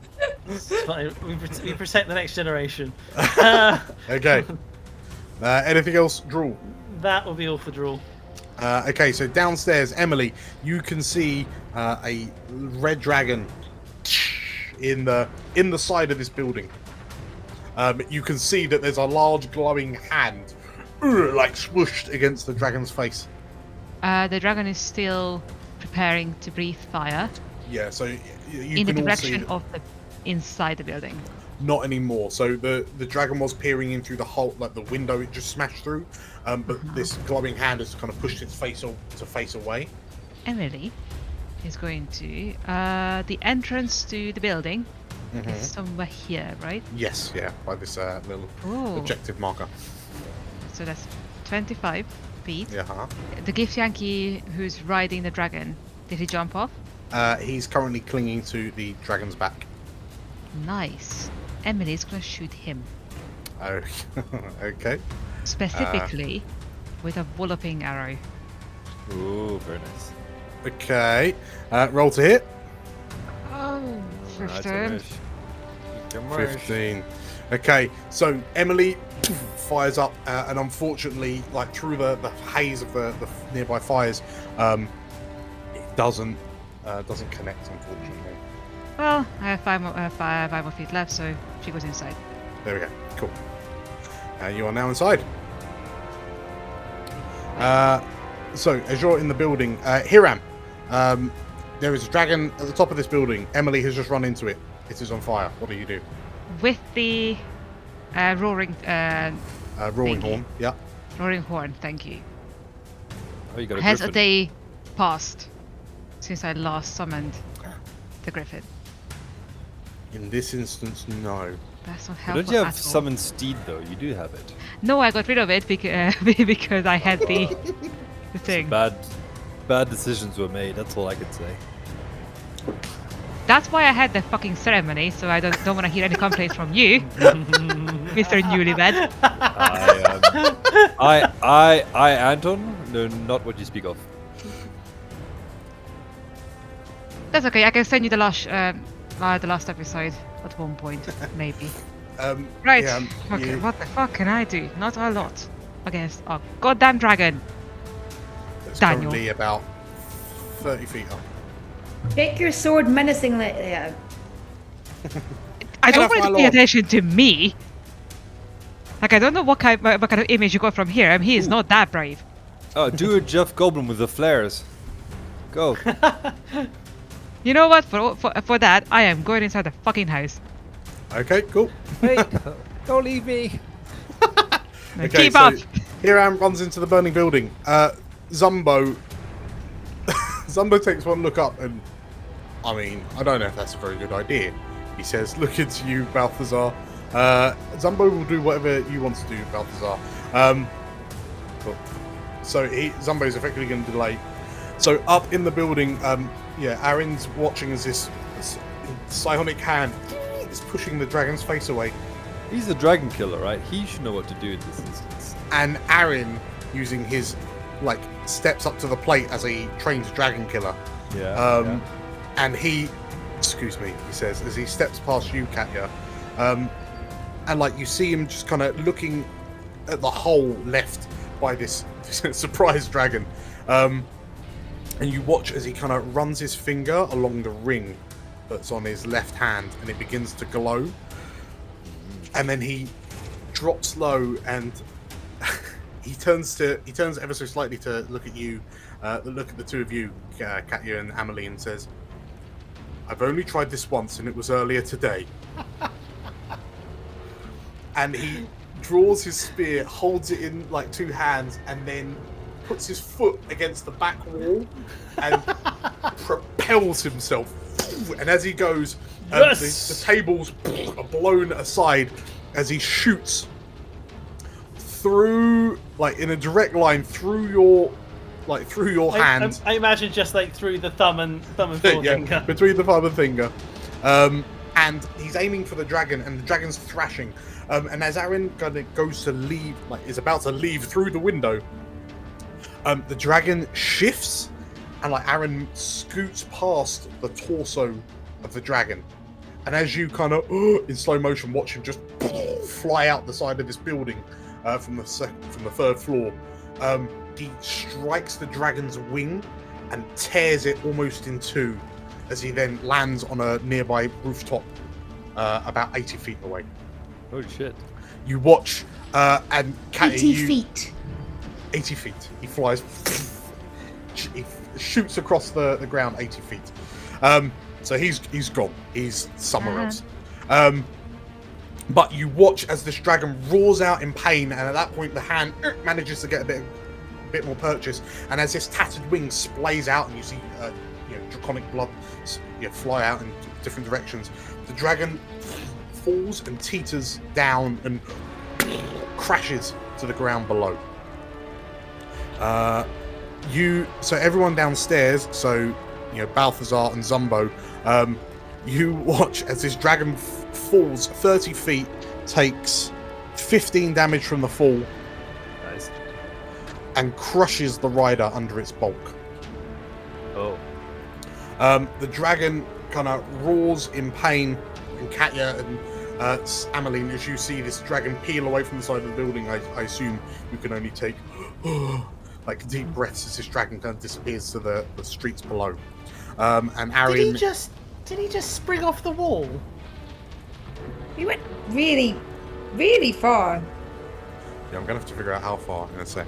But the red dragon now on the streets kind of like thrashes about a bit, looks around, rights itself, kind of looks around, and then its eyes fall on you, Balthazar and Zumbo, and it tries to kind of get some height, and its wing just flaps uselessly, and as it turns, it roars, and it seems, obviously dragons are intelligent, right? And like, so this red dragon kind of realizes what's happening, and then kind of starts to run towards you, and like the glow in its throat hasn't dissipated as it Oh dear. blows out a cone of flame in your direction. I like it. Balthazar and Zumbo, is there anything you'd like to do as a reaction? Yeah, I will Dan use asks himself. I'll use my absorb elements, please. Are you sure you don't want to use anything else, Balthazar? No, Aegis uses my action. It sucks. You can use it as a reaction. No, but it uses my action afterwards. So whereas I get to keep my action if I use absorb elements. Cool. But Zumbo gets burnt, so Oh, we'll let We're Matt know. sorry, Matt. We'll let Matt know. Sorry, Matt. Okay, so Balthazar, if you could make me a DC 17 deck save, Zumbo will do the same. Oh yes. Oh! So in that 20 and so 23 and 24. Okay, so the two of you kind of dive to the side as this dragon kind of spews the area with flame. We both jump in tandem over the fire. So you take half of 54 fire damage. Ow. That is mucho. 27 damage each. Yeah. 27. Ow. And yeah, this dragon kind of so the fire, the glow in its throat stops, and the dragon just kind of lets out a deafening roar. Nope. Next up is Slate. You've just heard a very loud roar. There's lots of burning sounds, and then there's another roar. What do you do? So I'm gonna look at Katya and ask, do we jump out the window, or do we go down to the ground, or do we jump on the I mean, it's dragon? It's a long way down, and I don't think any of us have the horizontal leap that Aaron did. But you could. Emily, can you turn into a dragon? Oh, I wish. That would have been a great idea. Can I ask, Dan? Yes. Can myrmidons? They can't float, can they? Or can they? One of them can. only one, though. I don't know if I want that one. Only one, Dan. Only one of them Only can one fly. of them can fly. 1 or 2 or 3. Like, but I don't really like that one. That's not the one I want to be. Yeah, you didn't have a good running with it the last time you used it. Yeah. It's such an Ameline moment. But I don't like that element. I don't want to be fire. I mean, bear in mind, if you do become one of them and then hold Katya and then jump out the window, even if you take the falling damage, you're just going to, like, the Hulk 3-point superhero land it. Sweet, yeah, I want to do that. You ever been held by a water? Just leave me up here. I can work with range. And she sort of like Fine. as she clenches her fist, you watch the giant spectral fist clench as well. Fair enough. Okay, well, what I will do is I will walk forward towards the window or the gaping hole upon whence. Yeah, it's just a big old hole now. And I will, before I go, because that's a bonus action, right? I can turn into.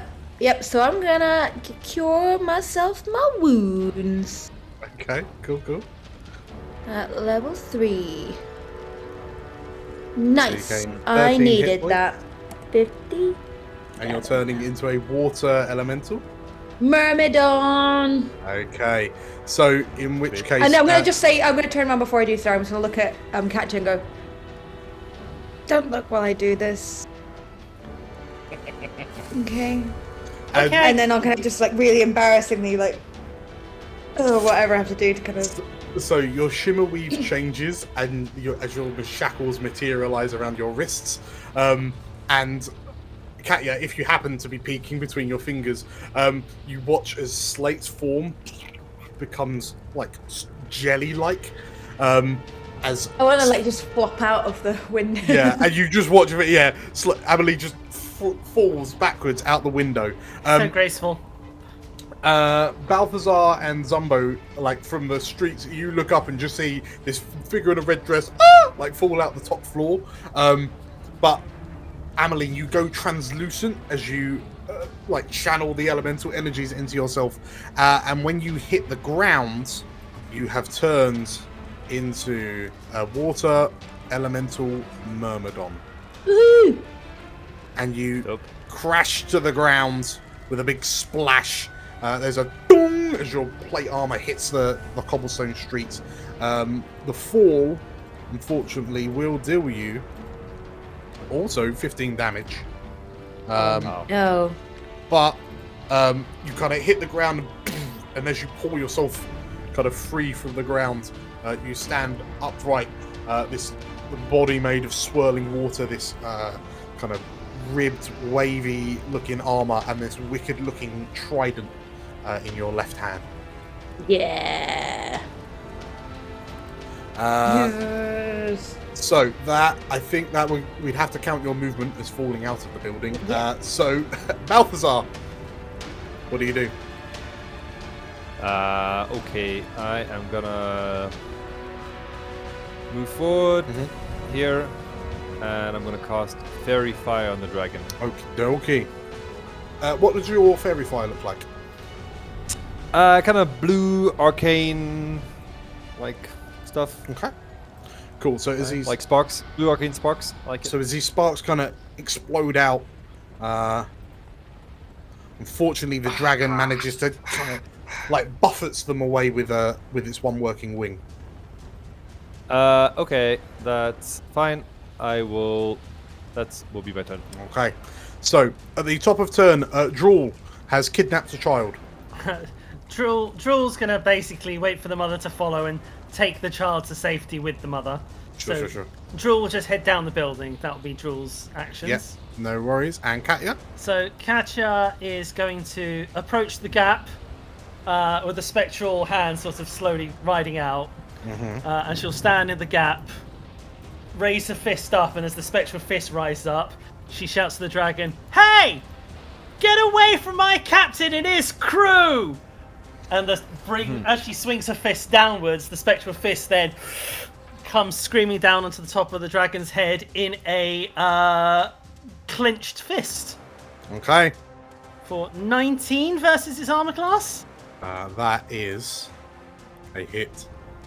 Hey!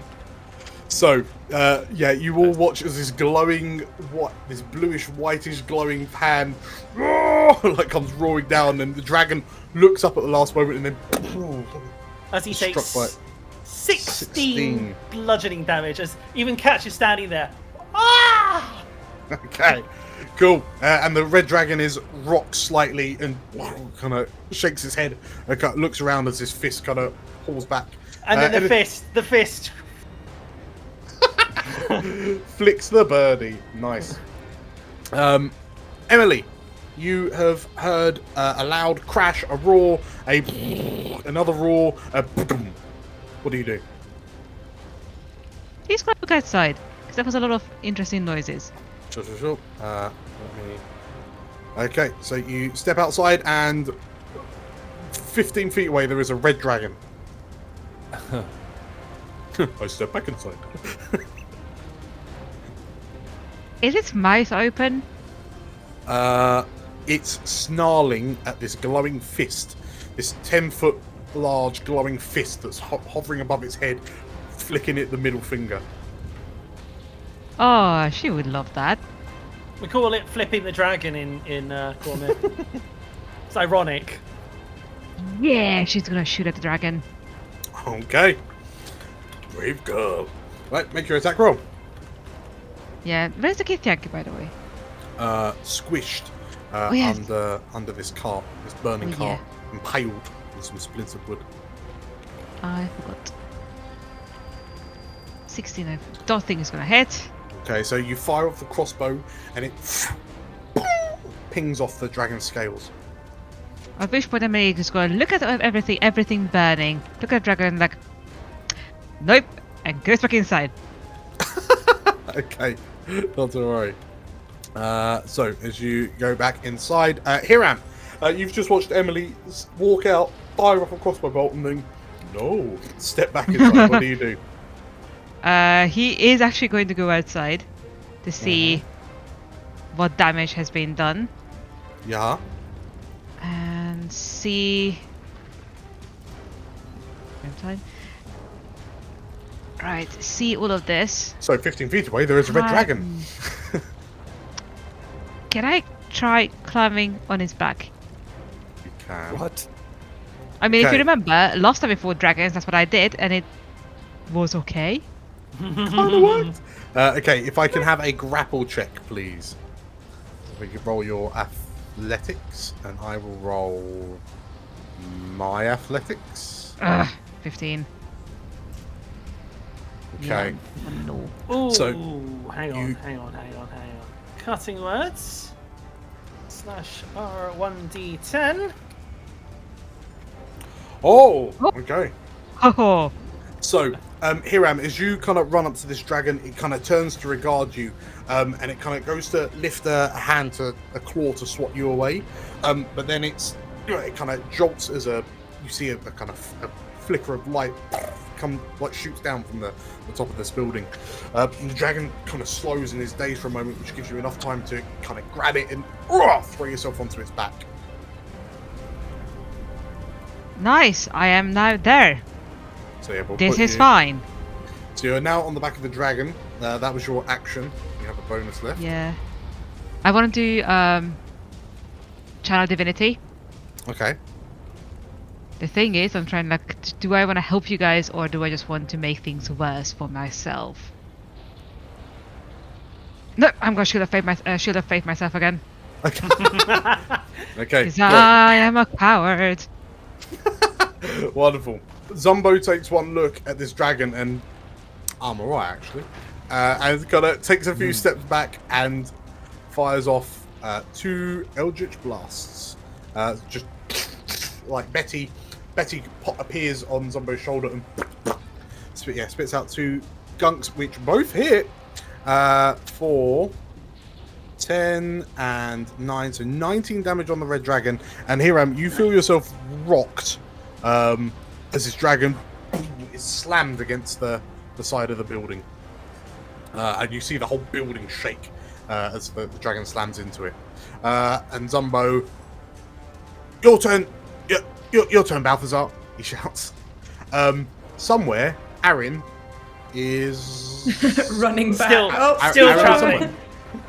So, the dragon, first off, kind of slides around, and you see it like the throat is starting to glow, but hasn't quite illuminated yet. And seeing Zumbo just kind of slamming it in, it then. I know it's grappled, but you're on its back, so it's just going to wander off with you. Hiram? Oh, no. The dragon takes strides towards Zumbo, and as Zumbo looks up and, oh no, he says, it swings once with its claw at Zumbo, twice with its claw at Zumbo, both hit, and Zumbo takes 28 slashing damage. As Zumbo kind of is knocked back by this dragon attack, yeah. Because I am on the dragon's back, how far away is Zumbo from me? Within feet of you. So within 5 feet. Can be, yeah. Can be. Okay. So hold that thought. Yeah. It is a reaction. Yes, it is. As a reaction? Yeah. It is a reaction. Okay, so tell you what, we'll roll a.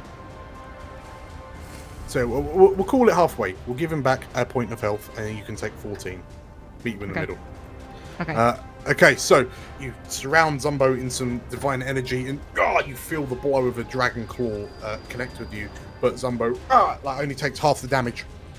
The dragon, kind of realizing what's happening, then arches its neck round and attempts to bite you, Hiram. 28 to hit. The 28 for sure will hit. And Hiram, you take 16 piercing damage as the teeth crunch into you, and 5 fire damage from being in a very hot dragon's mouth for a moment. The dragon kind of roars and thrashes around a bit, trying to get you off, but doesn't succeed. Slate, water elemental word on. What do you do? Will use all the power I have, which is this much, to run after Draggy Boy. Mm-hmm. And where is it? Up. It's up.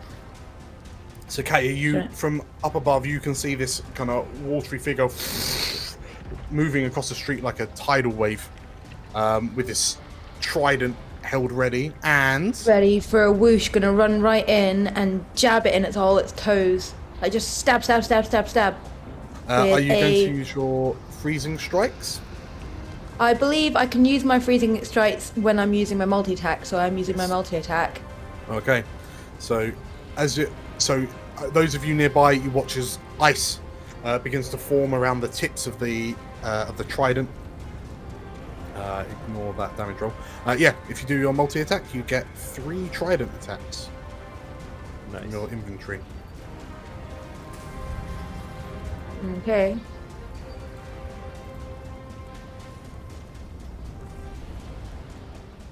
That's a hit. Yeah. Roll again. That's a hit. Roll again. Yeah. That's That's it. Oh baby, a triple! You hit all 3 times. So if you roll the damage, all 3 damage rolls, and then add 3d10.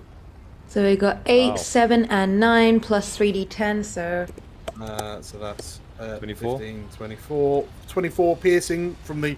You get 3 toes. nice. Please kill it. I'm doing really badly. So 16 40. plus 24. So 40. 40. Blimey. So that's Deadly toe attacks. okay. And so as you go in and you skewer it, you kind of pierce its legs multiple times, and the dragon kind of roars as the cold spreads across its leg. Anything else, Slate? Don't know what I can do now, apart from try and keep its attention on me, I guess. Sure. Anything else? Nope, just keeping the attention of the dragon on the Myrmidon as best as possible. Sure. Okay, Balthazar, what do you do? I'm gonna cast Bless on pretty much everyone. Yeah. Can I, if I go here, can I get Emily as well? Yeah, Emily's on the other side of the door, so. So sorry, everyone except Katya. It's fine. Mm-hmm. So it'll be 5 people. Yeah. Okay, so if you remember to add your d4s. Anything else, Balthazar? Yeah. No, that'll be my turn. Okay, so as you kind of imbue everyone with your with the blessing of your god, top of turn, Drool is escorting on escort duties. Yep. Okay, so the 3 of you.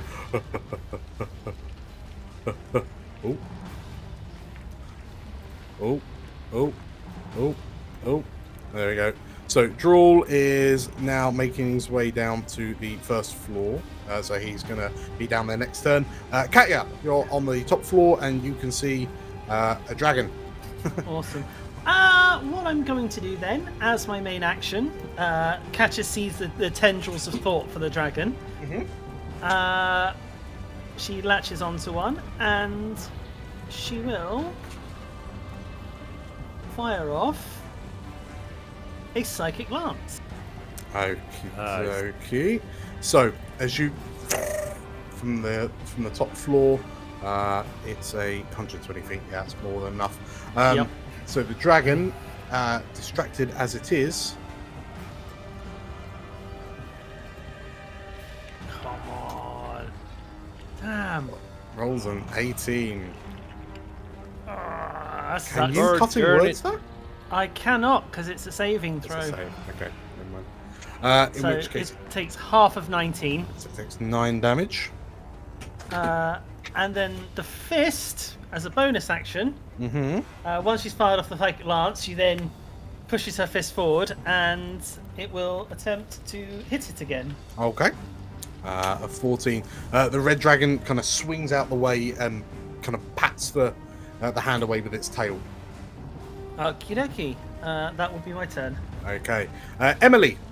Yeah, I mean, I think this whole jumping in and out thing is working very well for her. So she's Sure. going to come outside, Yeah. stand next to Balthazar, Yeah. see how damaged Hiram is, and yeah, take aim. Okay. Sounds good. So 22 hit. It does hit. So, yeah, And- Emily, Nice. through the throng of warhounds attacking this dragon, you fuck and manage to land 12 damage.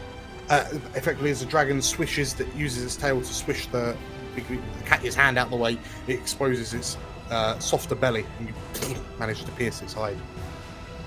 Cool, and how far do you have to be for helpful? Let's see. 30 feet. 30 feet. Oh, how lovely. So, guys, I am going to get it helpful to Hiram because struggling is Okay. what I'm doing. No worries. Anything else, Emily? Nope. Okay. Hiram, you are up. You're on the back of the red dragon. You have advantage. You have bless. What do you do? I'm gonna hit this motherfucker and Okay. then hope for the best. And Sure, then sure. pray that someone will fucking heal me. Nah. Nah. See if I ever help you get married again. Okay. Oh. Okay. First attack. There's ceremony 2 includes divorce. I know. 19. Okay, so with Emily's distraction, that is a hit. Excellent. So that's damage with a 2nd level smite. Okay. First 16. Nice. 16 That's 3d8 slashing. plus 8 radiant damage. Another 8 radiant. Okay. Then I still advantage or Not anymore, but you no, have just got your no bless. more. Not that 28. you need it. 20, Yeah. yes. Yep. Hold on. So, as you take Argentus, turn it, tip down, and start stabbing into the dragon's back. And that's 11 damage. 11 slashing damage. Okay. With. You know what? And another second level. Blow your slots. Blast. Blow your slots. Oh! Okay, so turn into Okay. radiant damage. So as Hiram goes, ah, and just starts wailing on this dragon, the back of this dragon's neck. You, Zumbo and Slate, through the blood that's spewing in all directions, you can almost make out the bone of the dragon's spine under the heavy cuts. Anything else, Hiram? No. Okay. Zumbo, good one, lad, he shouts, and he tries to slide under to get to the squishy underbelly, and he's got a bless, doesn't he? Hashtag blessed. Hashtag bless. It's a 4 or 3. He rolls +3, which is an 18, and he goes to jab, and then at the last moment he goes, no, wait, actually, and aims at a slightly different spot, and the rapier slides into the dragon's softer belly. Oh, nice. Blessed value. Hashtag blessed. So the dragon takes a further 8 damage from Zumbo's attack and 2d6 sneak for another 4. That's low rolls. This and then Zumbo kind of ducked away a little bit. The red dragon has, so Hiram, it's got you on its back. It tries first off. It breath weapon doesn't recharge its breath weapon. Hiram, you can feel the intense heat coming from the wound that you delivered to this creature's back. But the first thing it tries to do is grab for you, Hiram. And rolls a crit. This might be where you guys say goodbye to Hiram. You take 22 piercing damage as it grabs you. I am -2. Okay. You watch Hiram turns as his claw grabs around his head, and the dragon pulls the paladin companion off its back and slams him into the cobblestone floor and like roars, and then like slams Hiram against the floor, kind of discards him, throws him to the side, turns to you, Slate, and claws at you. 23 to hit. You take 16 damage as it slashes you, and then lifts its head back and T-Rex on a toilet. As it attempts to bite you. 26 to hit. Yep. For 17 piercing and 2 fire damage. Cool. Okay. As it thrashes out, Slate, what do you do? So it's got one working wing, right? One working wing, and there's a big, heavy gouge you can just about see bone, like vertebrae through. Yep. Okay. Well, I will jab my trident right into that bit and try and force it down, and then try and get it in the head. Sure. Okay. You're... Especially because I'm angry now about it hurting Hiram. Sure. So as you jabbed into it earlier, the ice that formed around the tips of your trident have now melted away, so it's now just the metal. But yeah, make your 3 attacks. I will do trident. Oh. So you stab at it, and the dragon swats it away. You stab it again, it swats it a second time. Blessed. Hashtag blessed. Blessed, which is what, 4? D4. It will hit anyways. It will, yeah.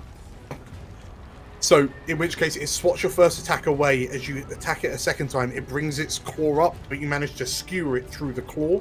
So, roll damage on the second attack. Woo! So 9 and 8. Okay, and as it pulls its hand free and kind of lifts its head back as it rolls out in pain, you're able to kind of lift Smack up. it around the face. You smack it, and its head kind of whips round to the side. Balthazar, As this dragon's head snaps to one side and you see the exposed wound, what do you do? So Balthazar will turn towards the dragon. Mm-hmm. I think his eyes will light up, and he'll extend his hand, and crackling lightning will emerge from his palm, and he'll aim at the dragon's face and cast lightning bolt. Ooh. Okay. And he'll go, "Hey, you leave him alone!" Sure. In which case, yeah, just in a line, basically. There you go. Do that. So, Damn. as a bolt of lightning fires out from your hand, Balthazar, tell me how this happens. He'll go, "Hey, you leave him alone!" And the lightning bolt will just strike the dragon in its face and probably rip it off. Yeah. Is what's gonna happen. Okay. And the dragon head just goes flying and hits a building behind. So, Slate, you watch as this bolt of lightning arcs over your head, strikes the dragon kind of in the snout. The lightning courses over its head, and then you watch as the exposed bone on the back of its neck starts vibrating violently, and there's like a popping, ripping sound as the electricity forces the bones to split apart. And yes, you watch as this head goes flying off in the direction. The torso flails around a bit, kind of takes a few swipes at you, Slate, in its death throes. You manage to duck out the way and kind of parry, and then the dragon rears up and then collapses to the ground. Very cool. Awesome. And as it collapses too, and Balthazar, like you kind of shake your hand to get rid of that tingly feeling, you turn to see that Hiram is stirring ever so slightly in a small crater in the floor. I will follow up that if we're out of initiative with a 5th level mass cure wounds. Balthazar, as you rush over to Hiram and you start healing him, you all watch as Katya descends from the top floor of the gambling room in the palm of this psionic hand. As Emily kind of steps out, and there's a woof, there's a bark from Drool as he leads out to this mother and daughter, and they thank you and they kind of run off into the distance. From behind you, you hear like heavy breathing, heavy panting as Aaron just kind of comes staggering out from the back alley behind you. And this is why we don't do it laterally, he says. And he looks at this dragon, like he can see this head just kind of splattered against a nearby wall, and sees the rest of it headless, kind of in amongst you. Zumbo is currently sat atop the beast, and Aaron looks at you and that's impressive. I'll give you that, he says. And as he looks to you and is everyone all right? He says. His eyes kind of fall on you more than others, Hiram. I'll dish out some good berries. Yeah. Okay. And Katya will also drop a mass healing word. Okay. So as the heals kind of go around everyone, Aaron kind of helps you up, Hiram, and then turns to you and we need to find the others, see how they're doing. If we head to the noble quarter, we can meet up with Magnus, and he stops as you hear yet more noises overhead, and as you all turn to look from above, you see not one, not two, but 3 more red dragons descend down. And Hiram, what did I say about Dan? Hiram, as you kind of hold your side and look up, you see the two, like the Githyanki's on the back of these dragons as they regard you, and then the dragon corpse next to you. And the rider of the central dragon, he catches your gaze specifically, Hiram. Hey! Oh, it's this dickhead. sat astride the dragon is the old Githyanki warrior from the Stormhorn Mountains, cut off. And you see as he kind of unsheathes the large square blade that you had a chance to hold up in the mountains. And as he fixes you with a stare, you'll call it there. Ooh. Oh dear. Son of a bitch. Oh dear. Congratulations, everyone, on completing session 35. Hey. Level 11, right, Dan? You wish. Okay. Well, So, right. that was a slog, but you did it. You managed to save all the peoples, and you killed a dragon. You killed your first dragon. Well, we didn't save everyone. There was that one father who got like yeeted. Into... He's fine. Yeah, he's fine. Aaron's fine. He's right? fine. He can walk it off. Yeeted into the pillow making facilities. It will be fine. Okay, well, you got most of them, and it's a thought that counts. But yes, well done, all of you. So, if you if you liked all the carnage that was happening tonight, happening in this session, then by all means hit the like button, leave a comment down below. You can find loads of other episodes from the Cormyr campaign elsewhere on the channel, and if you really liked it, you hit the subscribe button, and then you'll get and the bell icon, and you'll get loads of notifications for when we upload new stuff. You have no reason not to. You have no reason. Actually, to, if you think Dan should be kinder to us, please leave a comment. Yeah. Wait, hold on. If you think Dan should throw a red adult dragon at us, leave a comment. Are you genuinely against Anton? And What? if you don't subscribe want for like 50 more dragons. yes. Actually, yes, no. exactly. For that, you need to donate. Just don't try it. I don't care.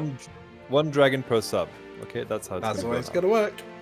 So, thank you for watching. Thank you all for playing. And I guess I'll see you all next time. Don't forget to thank Dan for all the dragons.